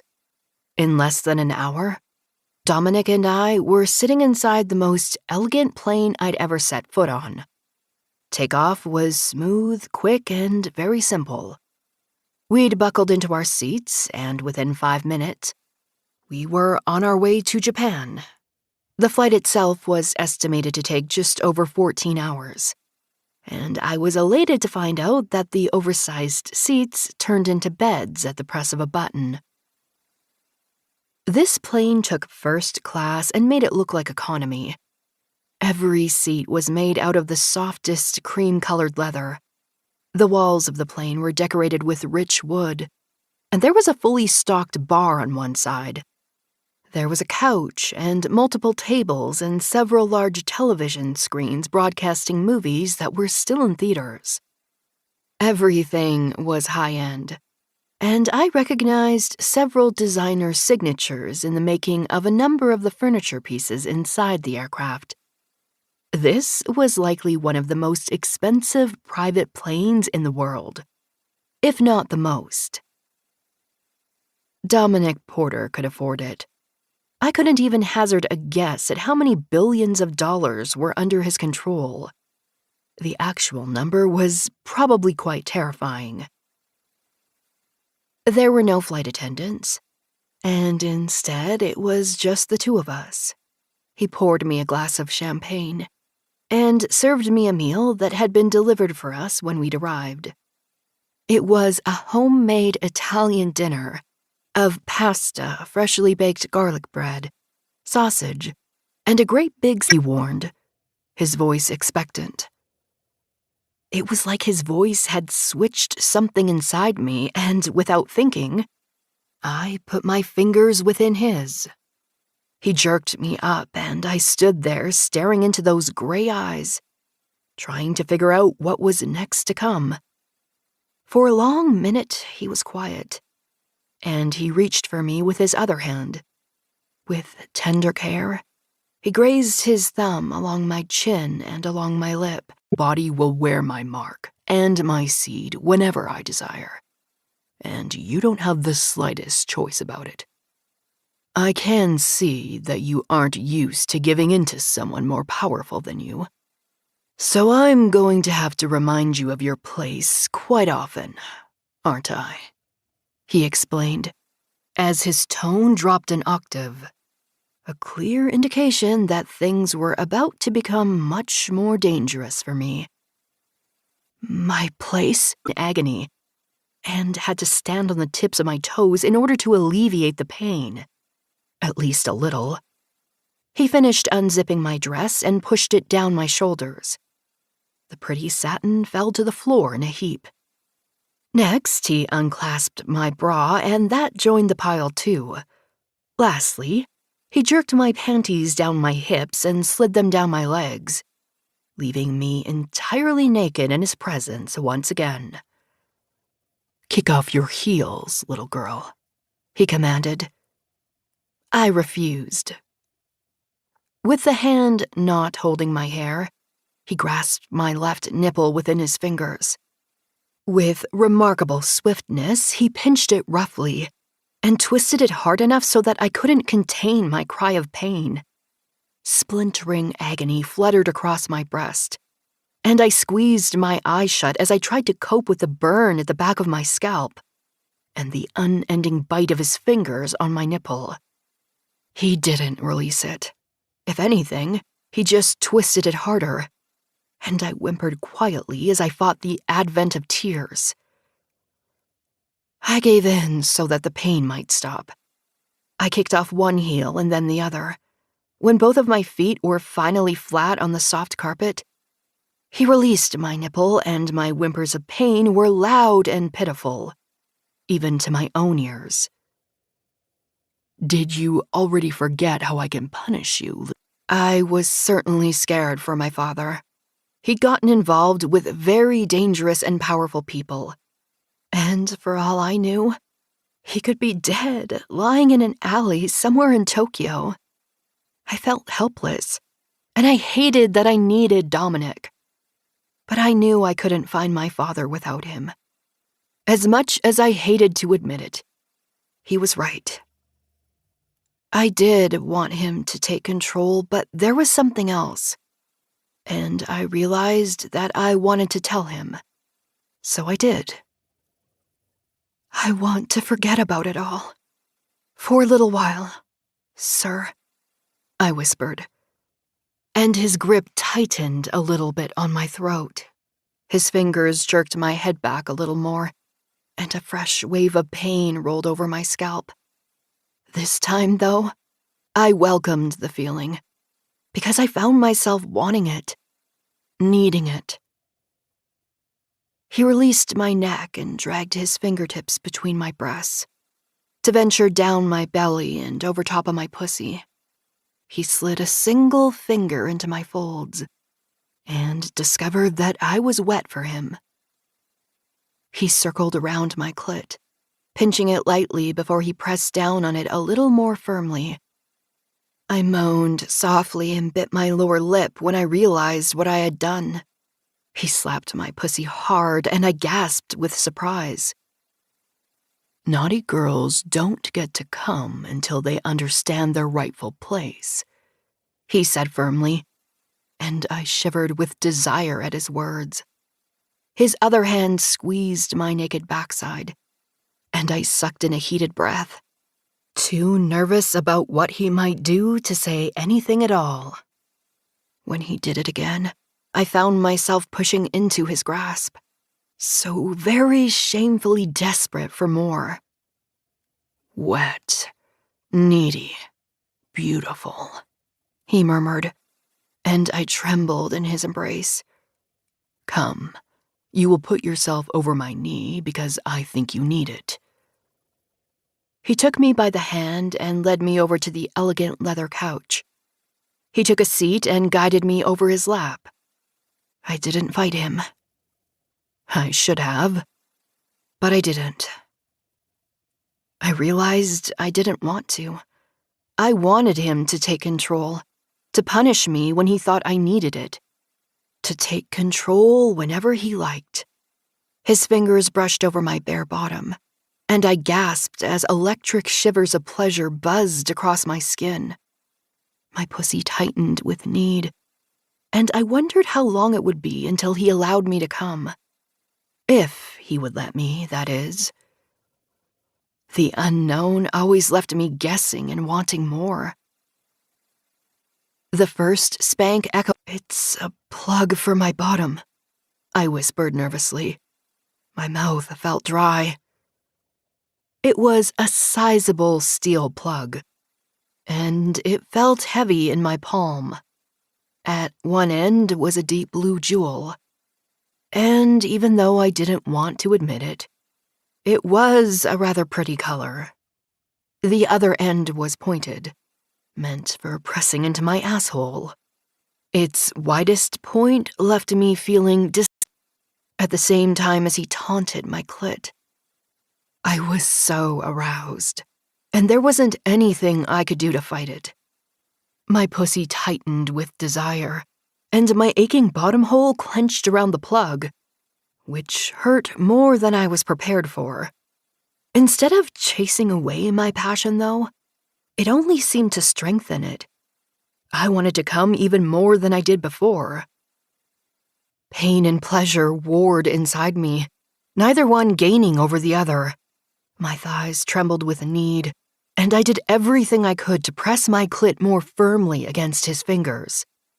As if he knew what I was doing, he kept touching me just lightly enough to tease, but not hard enough to give me the release that I so badly wanted. The more he taunted me, the more I felt like a trembling wire, coiled so tight that I wondered if I would break. Naked, spanked, plugged, he demanded, and my world fractured as my body obeyed his command. I screamed with my orgasm and writhed over his thighs as pleasurable bliss took over every single one of my senses. I was blinded with my ecstasy as his fingers tortured my clit and his thumb jostled the plug, reigniting the painful ache of my bottom hole. I came even harder because of it. "Oh, please, sir," I moaned, and the pressure of his touch increased, forcing me to experience wave after wave of pleasure as I came for him. As I thought about how I must look over his thighs, I quivered as a second, more powerful orgasm followed in the wake of the first. You will come a great many times before you're allowed to stop. Tonight, little girl, this beautiful little body is mine to do with as I please," he murmured, pain twisted in my core. With the large plug in my bottom, his cock felt even bigger. My body struggled to take both, but I knew I didn't have a choice. That very thought turned me on. His hips pistoned roughly into mine, punishing my pussy hard and giving me exactly what I needed. Again and again he fucked me, until I knew I was close to orgasm once more. I couldn't hold back this time, and it shattered me even more than the others had. Pain, pleasure, loss of control. Everything came together at once, and my world turned upside down. I drowned in pleasurable bliss, and I absently wondered if I'd ever be able to fight my way back to the surface. I couldn't think. I could only feel. This was my life now. I knew without a doubt that Dominic had changed me. I pressed. "It is, sir," she answered. Again, her pussy fluttered around me, and I slammed my cock into her roughly one more time. "Is your bottom hole sore, too?" I asked. If it wasn't, I'd fuck that, too. "Yes, sir," she whined. Her blush had taken over her cheeks, but even as she protested, I knew it aroused her. I could feel it every time her little pussy tightened around my cock. "How many times did you come with your bottom plugged, little girl?" I whispered, and she whimpered with shame. "Oh, I'm not sure, sir," she whispered, and she tried to look away. I caught her chin in my fingers and forced her to look up at me, which she very much enjoyed. I'd have to manhandle her more. "You came a great deal with a plug in that little bottom hole. How does that make you feel?" I smirked, and she suffered beneath me.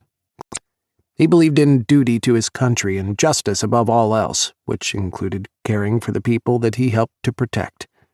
Shinobu's second-in-command, Kiyoshi Takayama, had spent time in prison for the murder of the rival mob boss as well, although he only spent 4 years in prison. He'd been arrested again several years ago for extortion, and he was currently serving time in prison for that. But that didn't stop his influence in the Yamaguchi family. Not in the slightest. From what I could gather, he'd bribed the guards, as well as the prison warden, to allow him conjugal visits with his wife, as well as trips outside the prison walls. His role in the mob was still very much alive, but the amount of heat on him had dwindled since his conviction. This allowed him much more freedom to conduct the business he needed. There were images of him entering the same building as Shinobu, but never together. They always entered separately at vastly different times in order to alleviate any potential suspicion, but they were definitely meeting to continue running the family together. There were other family member files that I perused, but none of them held. It broke me from my thoughts. I strode back to the massive seat and put on my seatbelt. I looked out the small window at the enormous city beneath us, and wondered what it would be like. There were an incredible number of tall skyscrapers and buildings, and even from so high up, I could see a great number of people walking on the streets. As it was one of the most populated cities in the world, I knew that visiting Tokyo was going to be an adventure, and that wasn't even considering the fact that I was here to meet with members of one of the richest mafias in the world. For a long time, I'd enjoyed incorporating Japanese fashion into my own wardrobe, be it kimono-inspired pieces or sophisticated elegant dresses, designed by some of the most respected designers that were based out of the ancient Asian country. It had been a place that I'd always meant to travel to, but never had the time or the excuse to make my way across the world to visit. The plane landed very smoothly, and in no time at all, we'd taken our things and exited down a short flight of stairs onto the airstrip below. We'd arrived at a small private runway close to the city, which was apparently much closer to Tokyo than the main international airport was. There was an elegant black limo waiting for us, and Dominic took my arm in his. "Courtesy of Kyoto," he said softly, and I nodded. I felt powerful by his side, but I'd worked hard to get here. I reminded myself that I was strong enough to run my father's company all on my own, that I was intelligent, and had proven myself time and time again all throughout my life. The Japanese mob wasn't going to ruin any of that, and I was going to use my talents to find out where my father had been taken. I was going to get him back, no matter what I had to do. The two of us climbed into the car together, and it pulled off the runway and onto the public streets. I gazed out the window, watching as we drove by adorable women dressed in maid costumes, others in extremely colorful outfits, and still several more dressed in anime-inspired ensembles. The fashion here was so incredibly different. Japanese characters marked each looking elevator that took us straight to the top floor penthouse. We didn't even have to check in. There was a chef waiting to prepare us breakfast, whether we preferred a Western-style meal or a Japanese one. We both chose to dine in the tradition of the country we were in, so we sat down and relaxed while he cooked. "After breakfast, I want you to enjoy one of the many luxurious bathrooms in the suite. You may shower or take a bath, entirely organic. I am saddened to say I can't recall where the beans came from, only that it's an incredibly expensive blend. At least, that's what the chef said," he answered, as his own lips rose in amusement. He handed me one of the mugs, and I took it gratefully, taking a sip. "I mean, it's good coffee, but I'd probably be horrified at the cost of a single mug of it," I answered lightly. "Apparently, it's like $500 for 1 pound," he answered rather matter-of-factly, and I nearly spit it out. "I should probably really enjoy it then," I said, shaking my head in disbelief. I had a very good income in my position at my father's company, but even I had limits on how much I spent on things. I happened to really like Starbucks, which wasn't even close to that expensive. He said, and I looked at him quizzically before I did what he asked. Quickly, he grasped my upper arm and swatted my backside hard a number of times, until it was stinging and quite sore. "In private, how do you address me?" he asked. "I'm to call you sir," I answered, my voice rising from the harsh bite of his palm. "That's right. Now be a good girl and get ready. We've got plenty of time for me to take you over my knee. So, if you don't want that, you'll remember to address me properly," he said sternly. "Yes, sir," I whimpered. He gently squeezed my bottom and growled with appreciation. He carefully lifted my dress and inspected my pinkened cheeks, before letting it fall into place once again. "So fucking beautiful," he rumbled, and I couldn't stop myself from sitting room where Dominic had already spread out on one of the exquisite love seats.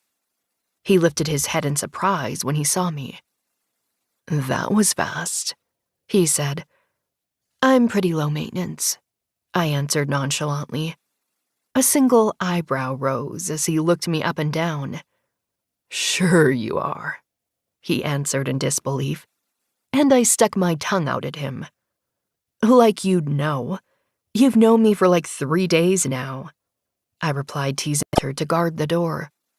And not long after, it was announced that Kyoto and his wife Chio were to arrive within the next few minutes. Knowing this, I finally pushed myself up from my place against Dominic's side and slipped my feet into the black kitten heels.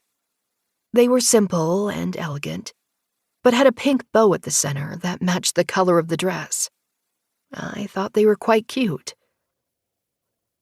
I pulled my shoulders back, and prepared myself to meet one of the most, she suggested, and I glanced at Dominic, who nodded in agreement. I'd like that, I replied with a returning smile. She slipped on her shoes, which she had left by the doors, and we walked down the hall to the elevator. We took it down to the garden, which had been closed off specifically for just the two of us. It was a beautiful botanical garden complete with water features, trees that looked like giant bonsais, and immaculately trimmed shrubbery. There were water lilies floating on the lake, and a number of well-kept patches of brilliantly colored wildflowers. "It's a shame that it isn't cherry blossom season," she murmured. "This garden is quite beautiful when they are in bloom." "I think it's quite pretty even now," I replied softly. She smiled sweetly in return, and then her expression turned more serious. I prepared myself for what was to come next. "Shinobu took your father," she said. I stared down at her a moment, trying to decide what to say. Finally, I began to speak. Dominic had trusted her to be with me alone, even though there were guards at the gate entrance protecting us. If he trusted her, I could too.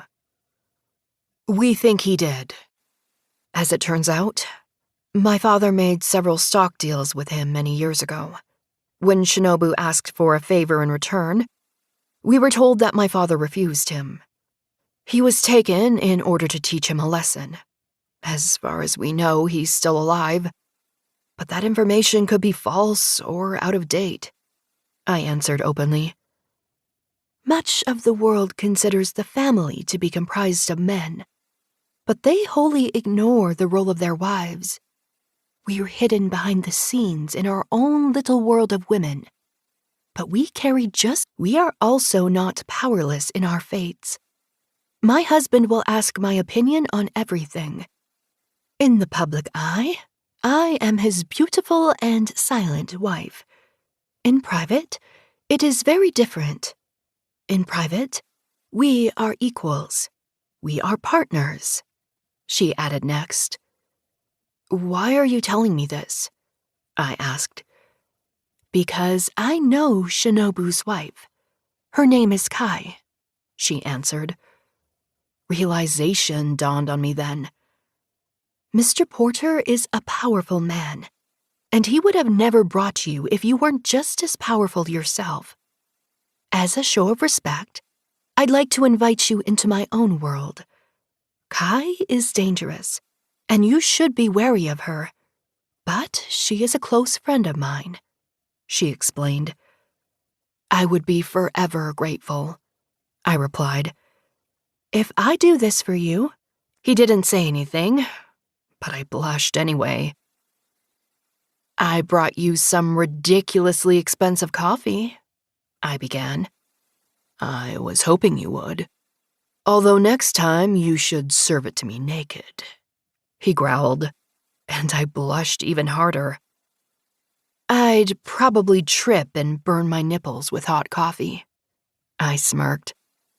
"I'd kiss them and make it better then," he answered with a wink, and I couldn't help but chuckle at his light mood. "You would," I answered, sticking my tongue out as I made a face at him. "I'll give you somewhere to put that tongue," he replied cockily. At that, I just shook my head and decided to change the subject. "Did you and Kyoto come to an understanding last night?" I asked. "We did. I know the individuals responsible for the planning of the future casino here in Tokyo. It's a rather small price to ask, but Kyoto doesn't know that. In exchange, he will broker a meeting between me and Shinobu that will take place tomorrow. In the meantime, Kyoto has suggested several places that I could take you in the city, including the most marvelous restaurant situated at the top of a skyscraper that gives rather incredible views of the city," he said. He sipped his coffee before placing it down on the counter His eyes turned dark as they turned toward me. "Come here," he instructed. I did. His palm grazed my bare throat before he pulled me into a deep kiss. His lips ground hungrily into mine, possessing and claiming me in the most thorough way possible. I could feel myself growing wet from just being kissed like this. It felt sensual and seductive and altogether perfect. He tasted of coffee and decadence. When he finally pulled away, he picked his mug back up and took a long sip. I sipped my own, watching him closely. He stared back at me, and I found myself squirming under his constant surveillance. I felt like I was cornered prey and he was a predator, ready to ambush me at a moment's notice. "Up on the bed. I want you on your hands and knees. I'm going to fuck that pretty little pussy hard enough that I leave it sore. I want you to remember that your beautiful little body is mine, with every single step you take today," he growled, and I shivered hard. I was only wearing a satin nightgown that hung to the middle of my thighs. I turned tentatively and walked out of the bathroom. I heard him follow behind me, his step tumbling and whimpering as my body tried to get used to him. He didn't give me time to cope, though, because he started fucking me hard and fast. It reminded me that I wasn't in control anymore. It hurt, but at the same time, it felt incredibly good. The feeling of his cock pumping in and out of my pussy as he claimed me as his was thoroughly intoxicating. I knew then that I would never be able to get enough of it. I was addicted to his cock, and nothing was ever going to chase that feeling away. "That's it, little girl. I want to hear you," he murmured, and I couldn't stop myself from crying out as he pumped his hips into mine far harder than ever before. My inner walls clutched greedily at his length, taking every last inch because he was forcing me to take it. And because, with a growl, he released my hips and leaned over me before grasping a generous handful of my hair at the base of my scalp. He pulled it hard, lifting me off the bed. His hips snapped hard into mine, causing my breasts to jiggle embarrassingly. I tried to use my hands to stop them, but he smacked my ass hard as a warning. "Hands on your head. I want to see those pretty tits bounce as I fuck you," he said, and I whined in shame. Quickly, though, he wrenched me up by my hair, and my entrance tightened hard around his length. I placed my fingers on my head, obeying him because I was nervous of what might happen next if I didn't. Pain and pleasure warred within me. I needed release. "Please, sir, please allow me to come," I begged. My clit throbbed with need, and just as it began to pulse with increased desperation, he reached around my hips and clit, and it grew even more sensitive, as though it was responding to both his touch and his voice. He jerked his hips back and forth. He pulled my hair even harder, and a fiery blossom of pain spread across my scalp, so intense that it almost brought tears to my eyes. "Come for me," he instructed, and my world burst apart in a brilliant display of pleasure that rendered me entirely senseless. Exquisite ecstasy forced my eyes to roll back in my head as I shuddered with my release. My nipples hardened and my clit pulsed under his fervent touch, again and again, as he dragged every ounce of pleasure out of my body that he could. I screamed with it, and I heard him groan behind me, which only heightened my release even further. He fucked me even harder, and then I felt him begin to throb inside me. I came for a second time that morning, as the first tendrils of his seed spurted deep inside me. I moaned with pleasure, my hands still atop my head as he used my body for his own desires. My nipples throbbed as my tits bounced, but as my orgasm arced through me, it no longer mattered. I came so hard as his seed marked my pussy. I came even harder because it had. Which was both comforting and fear-inducing at the same time. Good, he said. Slowly, he pulled his cock from my aching pussy. And I couldn't help myself as I sighed softly in disappointment. My body was still pulsating from the effects of my orgasms, and I leaned on the bed for support. He lifted his towel off the bed and cleaned off the remnants of our coupling. The fabric was soft, and he thought we were done. He wanted more from me.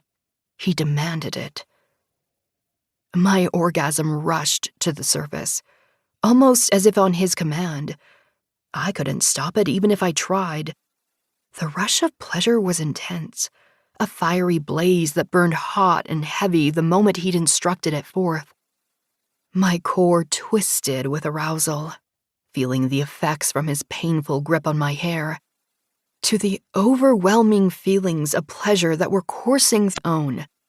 I was going to negotiate his return once and for all, and I didn't need Dominic to do it.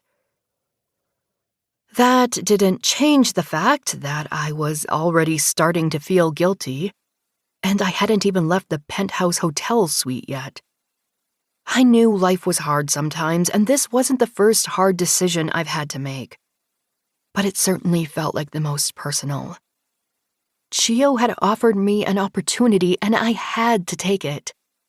Even if it required only my presence and not his.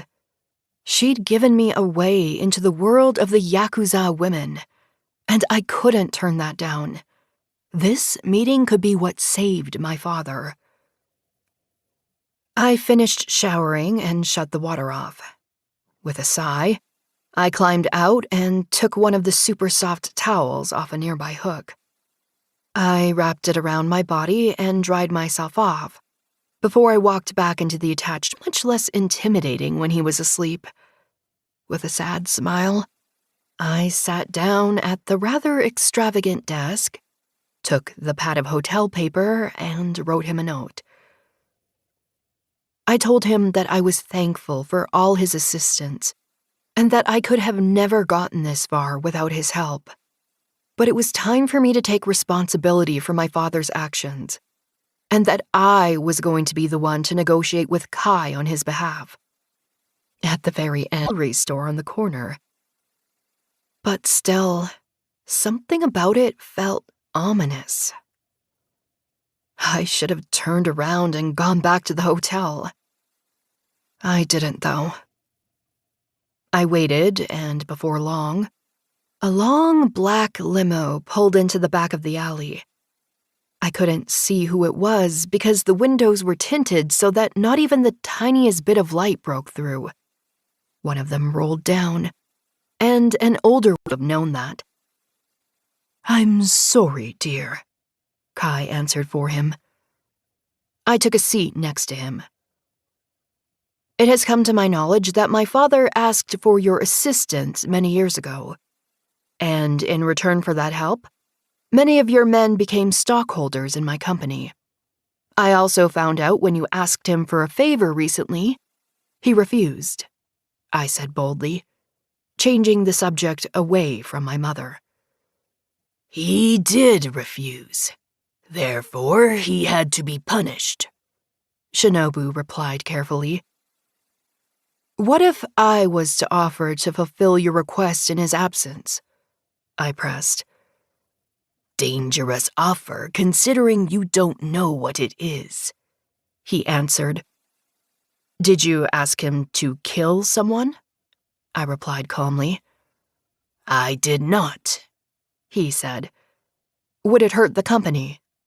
I asked. "You keep company with Dominic Porter, and he's the man who holds the kind of power that I have been looking to take for myself for a very long time."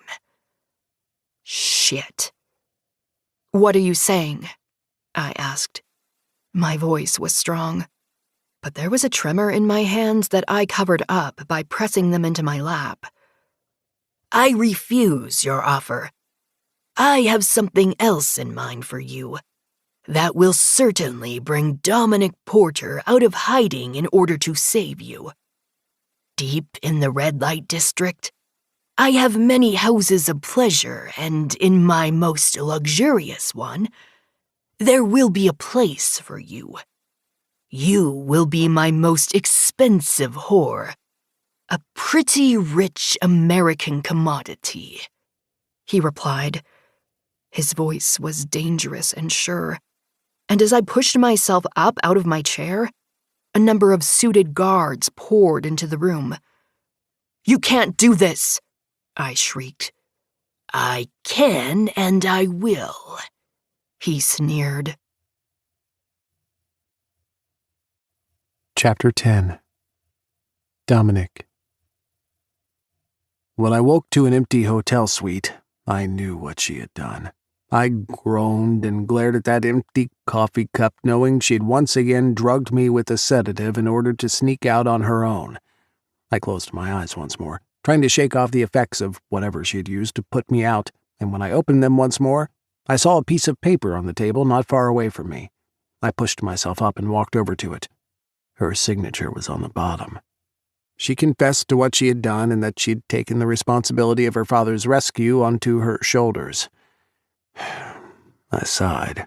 She was incredibly smart, and had this been a normal situation with normal businessmen, I would have applauded her for this decision. But it wasn't normal. We were dealing with the mafia, and they didn't play by the rules. They made their own.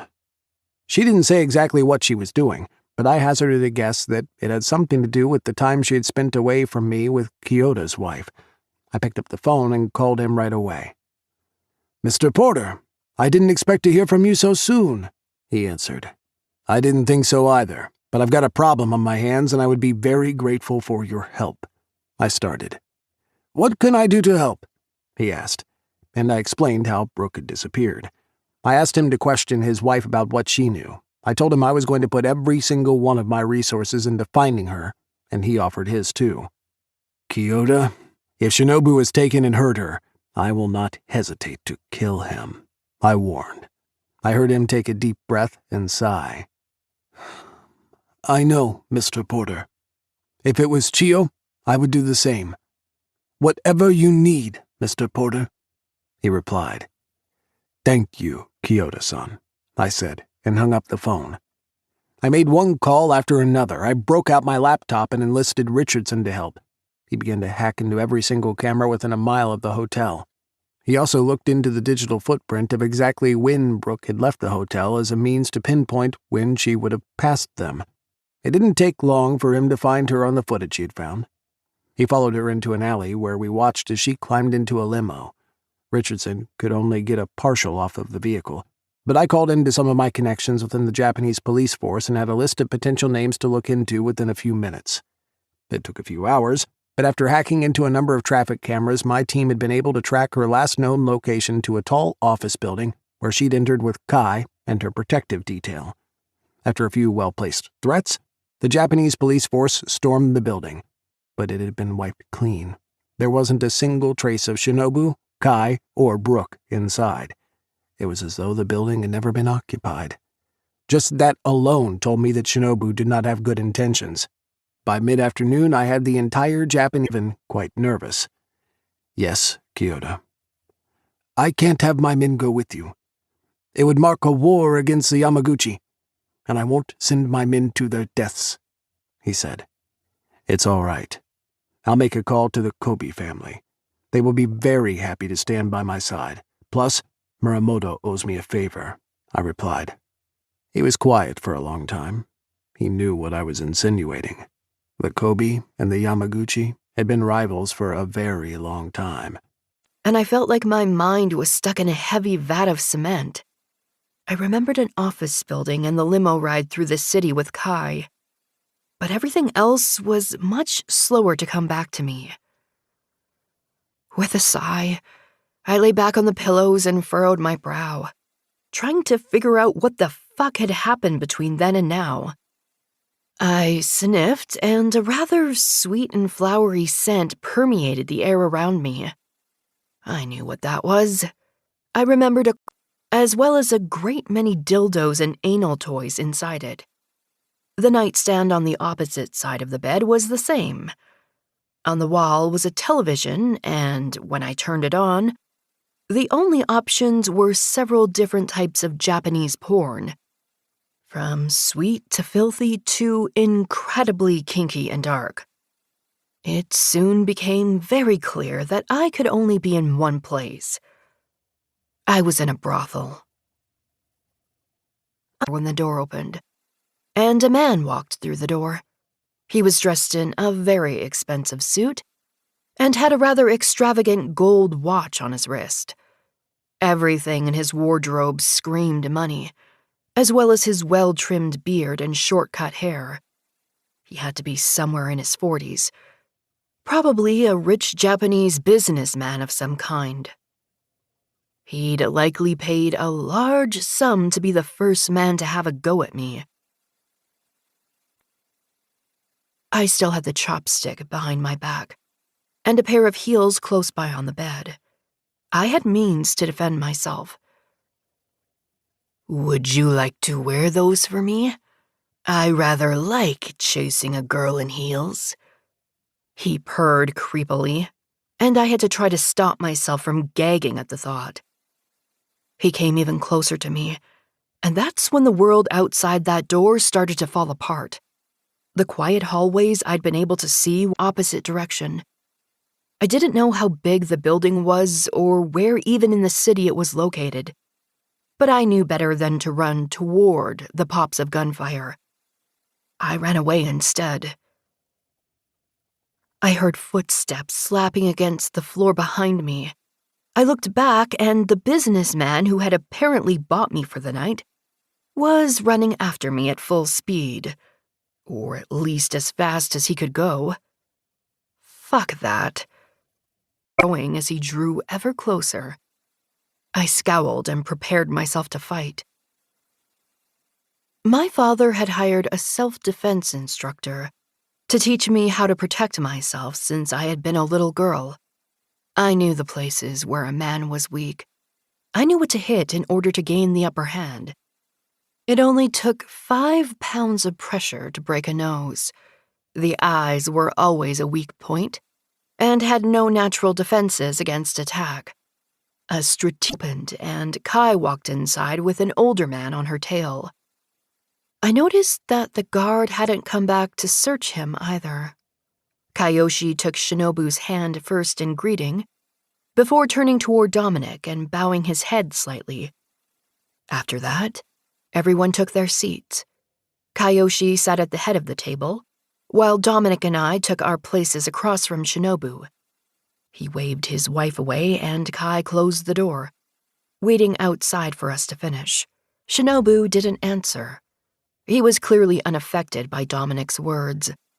He hardly even blinked at the warning, and instead sat back and crossed his arms over his chest, with a certain amount of arrogance in his movements. "You have a money laundering problem.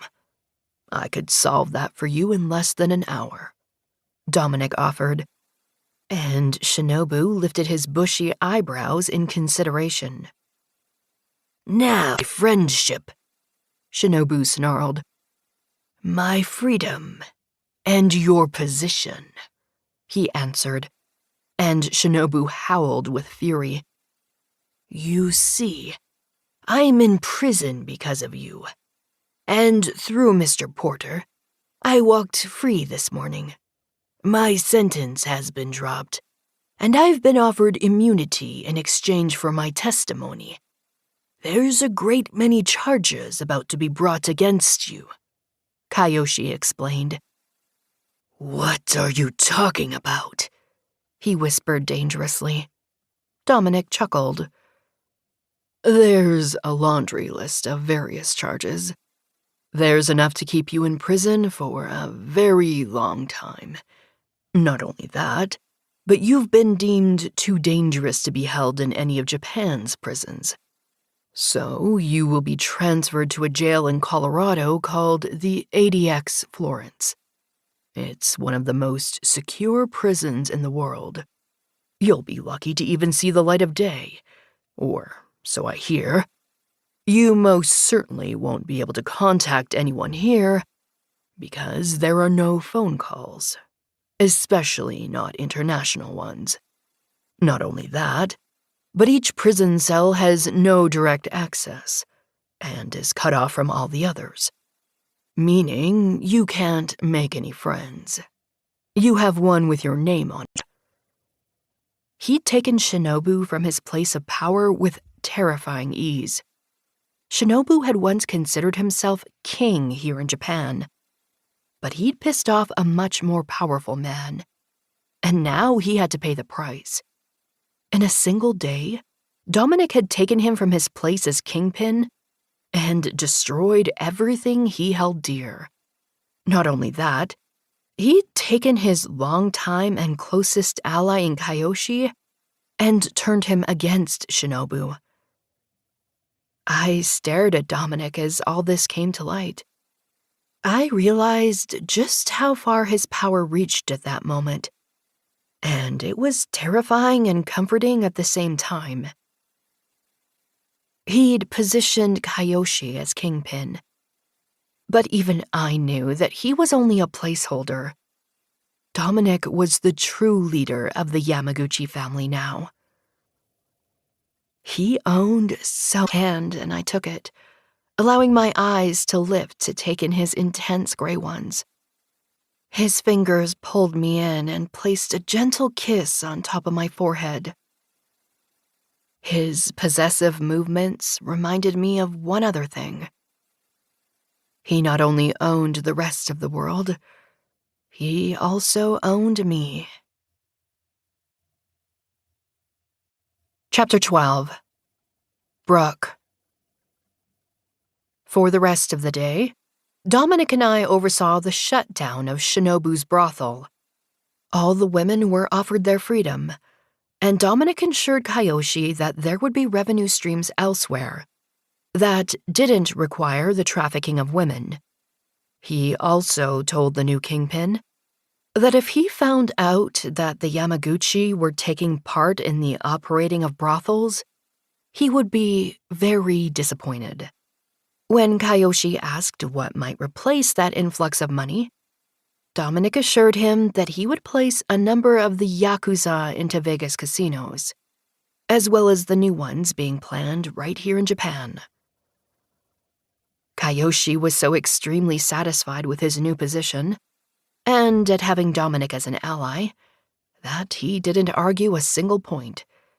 He seemed to me to be a less intimidating man than Shinobu, and I took a liking to him right away. "Thank you, Mr. Porter. You are welcome here in Tokyo all you like, and there will be a penthouse suite waiting in a hotel nearby for whenever you need. I will have it prepared for you tonight, if you would like," Kyoshi offered. "I would like that. I'd also like a list of items to be waiting in the suite for when I arrive. I will text it to you shortly," Dominic replied. Kyoshi nodded in understanding. "We should go get my father," I interrupted, and Dominic shook his head. The police were on their way to rescue him the moment Shinobu said the words. Kyoshi's wire was transmitting straight to them. Word will take a little while to spread of the exchange of power, so it's not safe for the two of us to go ourselves. Kyoshi has much to take care of once the news of Shinobu's arrest breaks across Japan, Dominic explained. "Indeed I do, but the Yamaguchi had systems in pulling his head. It is my pleasure, Mr. Porter," Kyoshi said. He bowed at the waist, ensuring to bend down far deeper than Dominic had. He very clearly acknowledged Dominic's authority, and was bowing so low as a sign of respect. Dominic led me out of the conference room and down another floor to the restaurant on the ground floor.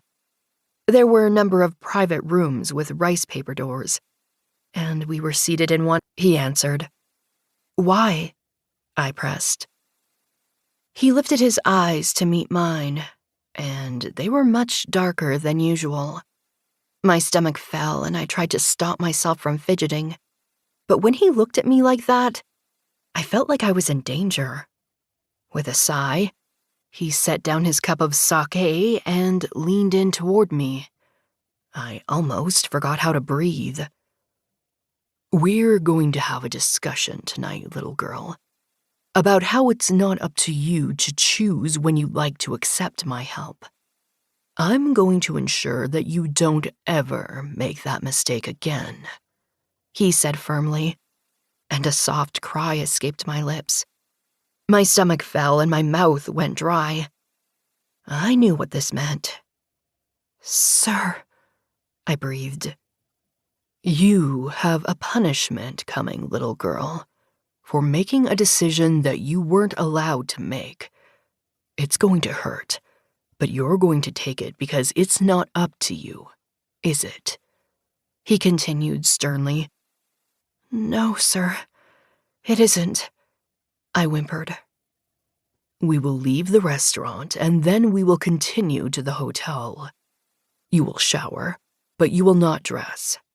When you finish, you will join me in the living room, and I will decide where your punishment is going to take place," he replied.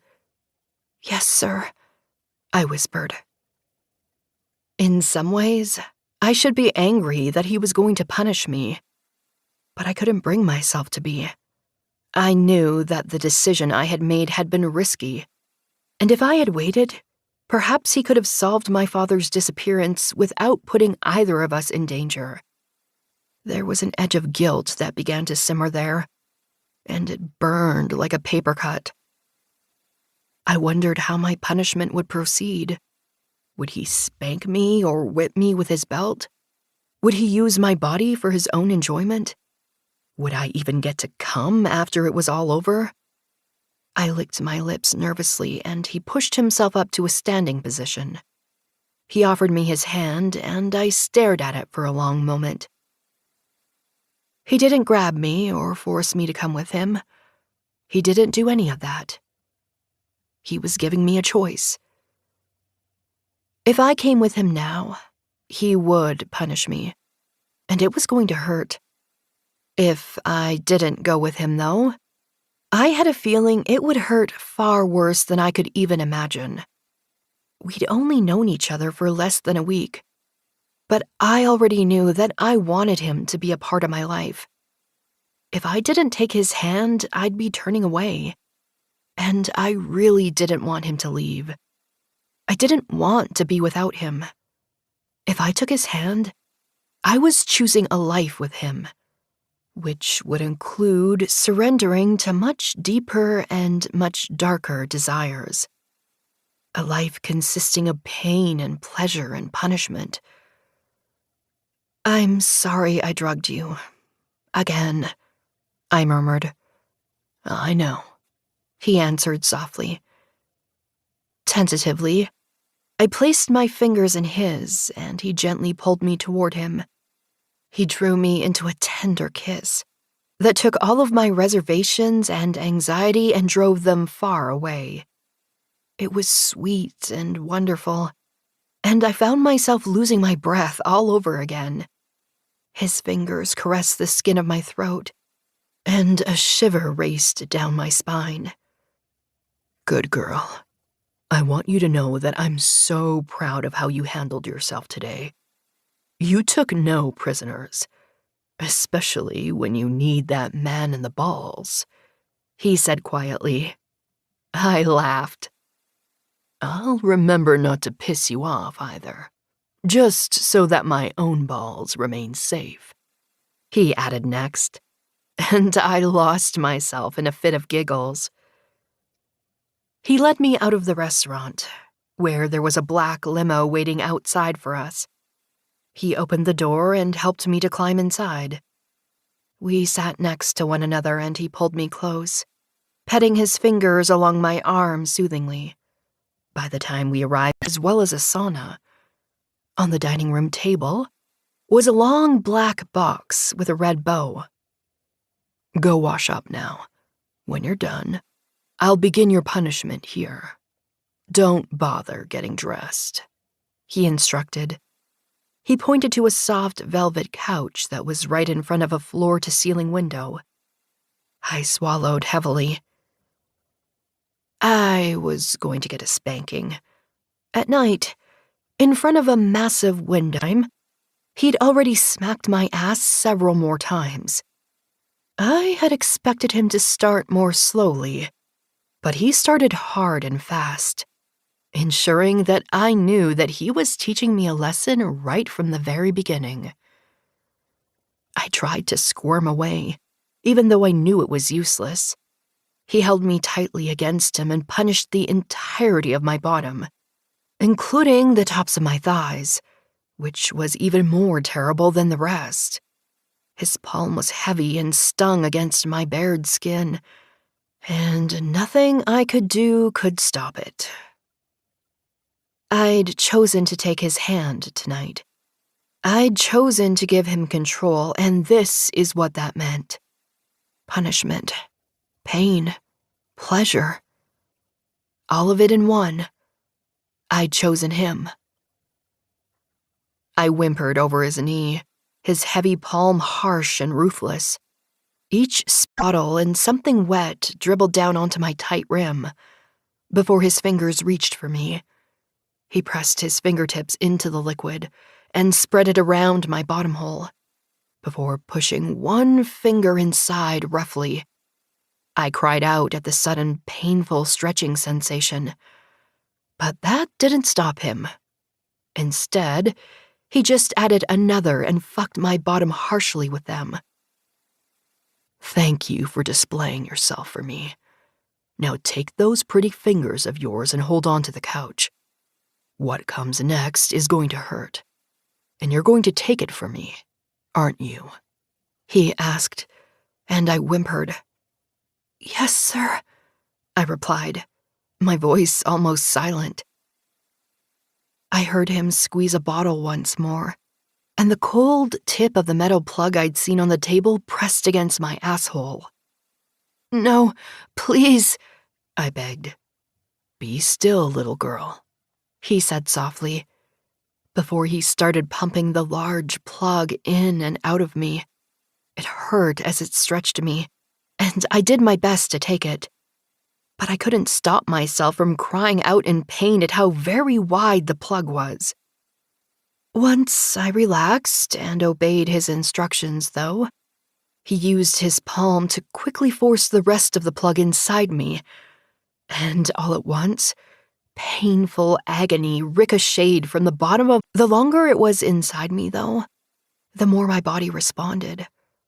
It had hurt quite a bit when he inserted it, and now that it had been inside me for a short while, I could feel myself growing even more aroused. My pussy grew even wetter, and I could feel my own slickness dripping down my thighs. Even worse, I knew he could see it. All of it. He could see just how much I had liked being hurt like this. I whimpered with shame, knowing he was looking at the plug and how wet it had made my pussy.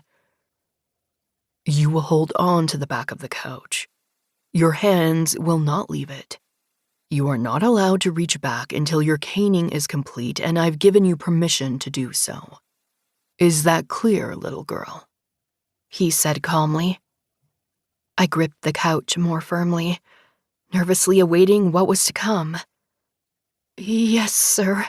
I understand, I replied, my voice shaking anxiously.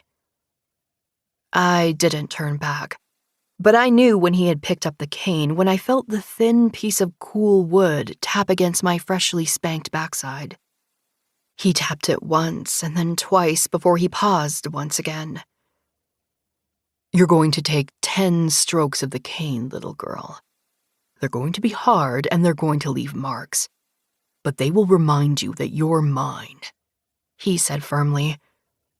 "Now, arch your back and show me that pretty bottom, so I can punish it as I see fit." I did as he asked, but I whimpered nervously as I did it. I'd never been caned before, and the concept of bearing his marks made me anxious. But I found myself wanting to take them. I needed to show him that I could do it. I yearned to show him that I could take what he wanted to give me. I heard the cane cut through the air before I heard it strike against my flesh. For several moments, the sting was innocuous. Then a single blazing line of intense agony burned across my flesh. The cane struck me once more, and the same pattern followed. Only it was so much worse because now there were 2 lines of fire instead of just 1. The cane strokes came fast and hard, and it took everything in me to take them. My fingers gripped the end of the couch so hard that my knuckles turned white.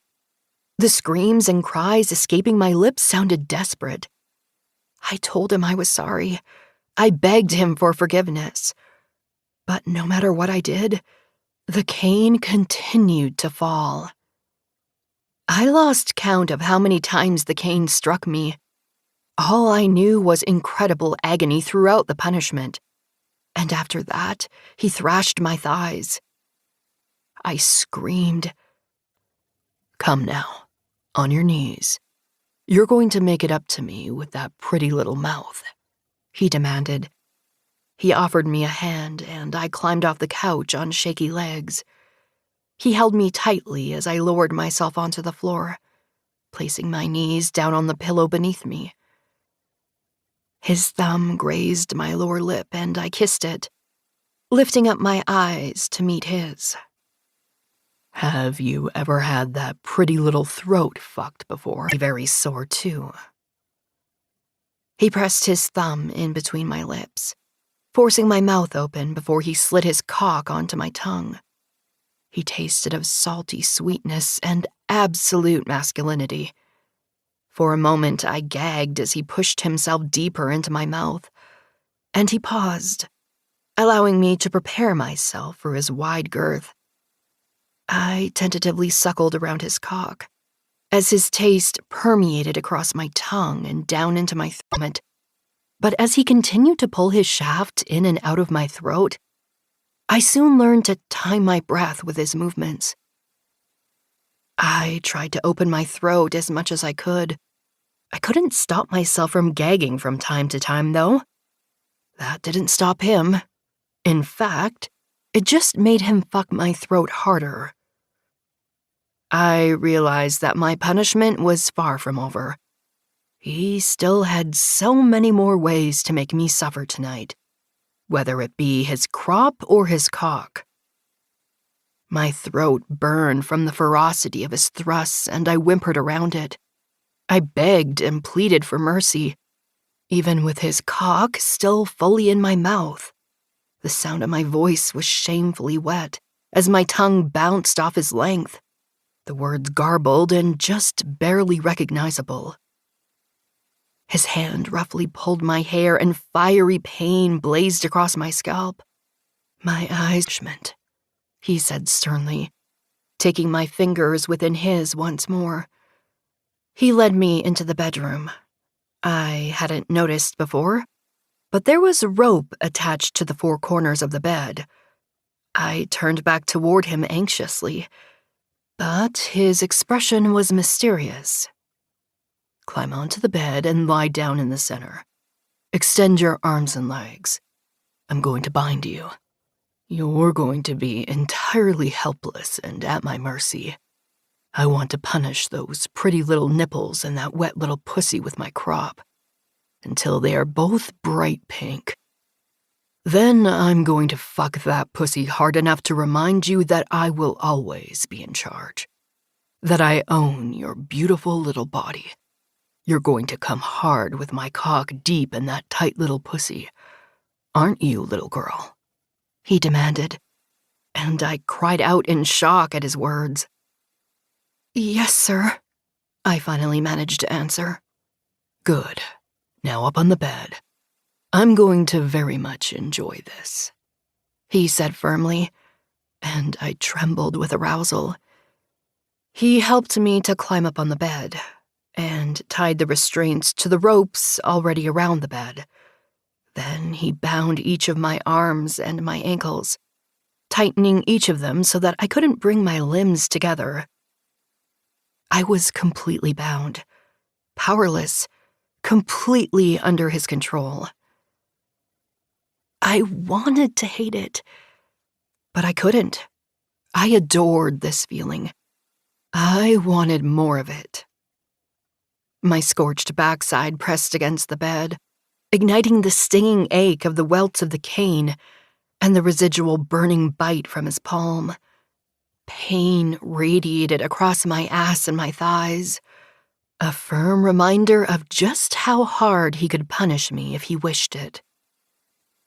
My pussy tightened, and Dominic brushed a finger across my wet folds. Still so very wet, little girl.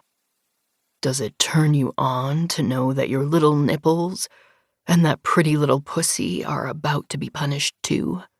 He murmured, and I whined with desperate need, wanting to feel his cock sliding into me again and again.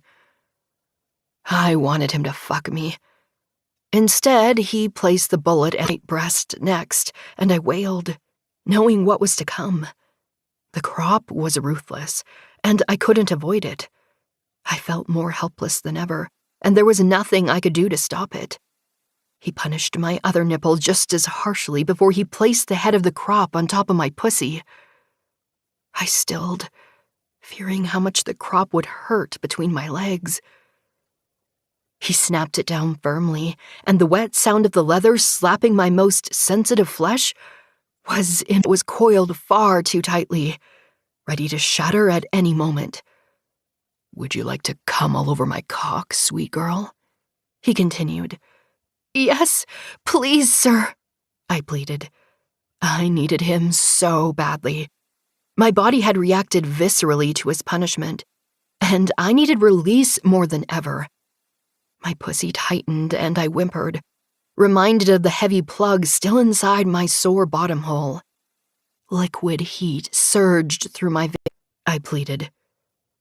You're forgiven, little girl. Now come for me. Come hard all over my cock, he demanded.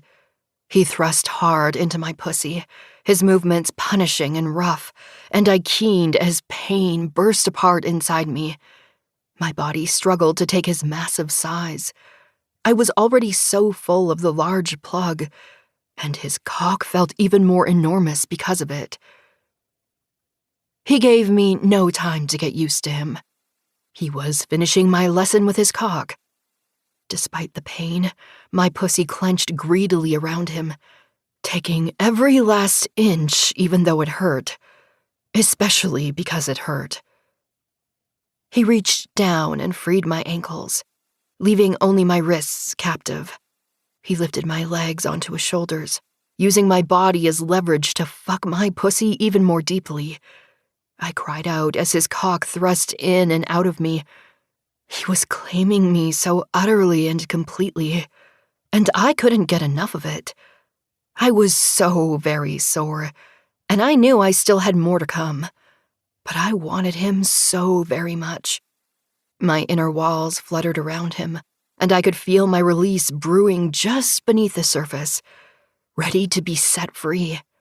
He grabbed the bullet off the nightstand and pressed it against my clit. It flared to life, and I screamed as he forced me to orgasm for him. I came so hard that I could have sworn I saw stars. The pain of my punishment only served to heighten my release, and I found myself quickly drowning in an endless pool of pleasure. White-hot ecstasy cascaded through me, scorching me from the inside out. I cried out with my passionate release, feeling my pussy clench tightly around him, and the large plug in my bottom hole. My thighs trembled as he fucked me through my orgasm. The bullet vibrated endlessly against my clit. coercing another release to the surface far too quickly after the last. Lost in the sensations of pain and pleasure, I was too weak to fight back against it. And before I was ready for it, another orgasm shattered me, this one stronger than the last. His hips slapped against the pinkened flesh of my pussy, reigniting the pain from his crop with every thrust. It hurt, but it only served to make me come faster, harder. The pleasure grew greater along with my desire. I screamed and cried through my release, tears drying on my cheeks as I fractured into pieces beneath him. My core twisted in on itself, painful pleasure combining into an intoxicating mixture that left me breathless and begging for more. I came for a third time beneath him, and I quickly realized that I had lost complete control of my body. He was coaxing one orgasm after another from me, and I didn't have the slightest choice about any of it. He was going to make me come again and again, no matter if it hurt and no matter if it made me cry, especially if it did. He was going to punish me with pleasure until I was spent, and then he was going to punish me some more. I lost count of how many times I came with his cock fucking my pussy. It didn't matter. I lost myself in it all, surrendering to him in every way, because that's what he demanded of me. My pussy soon became just as sore as the rest of me. My clit pulsed with pain and unquenchable desire, both at war with each other and no end in sight. The vibrating bullet was relentless and brutally cruel. The more I came, the stronger it buzzed against my pussy, forcing me to come over and over. I begged him for mercy. I pleaded for him to turn it off. He didn't. He only made it stronger. He only made me come harder. Finally, he reached over my head and released my wrists, before he pulled free of my sore and aching pussy. Up on your hands and knees. Naughty little girls, get their sore little bodies. Yes, sir. I quickly corrected myself. I'm sorry, sir. Please. He released my punished nipples, and I quickly repositioned myself for him. He pressed me down so that my elbows pressed against the bed. He grasped the jeweled base of the plug and pulled, forcing it out of my body. I tried not to clench around it, but it was so very large, and it hurt as he took it out even though I had been wearing it for some time. The cool liquid of the lubricant poured over my bottom hole again, and he quickly replaced the absence of the plug with his cock. He'd prepared me with the toy, but it paled in comparison to the girth of his massive shaft, and I cried out as he pressed it inside me. He reached around my hips and used one hand to press the bullet back against my clit, while using the other to hold me in place at my hips. His hips slammed forward. There wasn't a single ounce of gentleness in the way he took my bottom hole.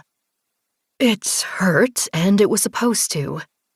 The bullet roared to life once more, and I was left with the inevitability of being made to come, while he fucked me in the place where good girls were never supposed to be fucked.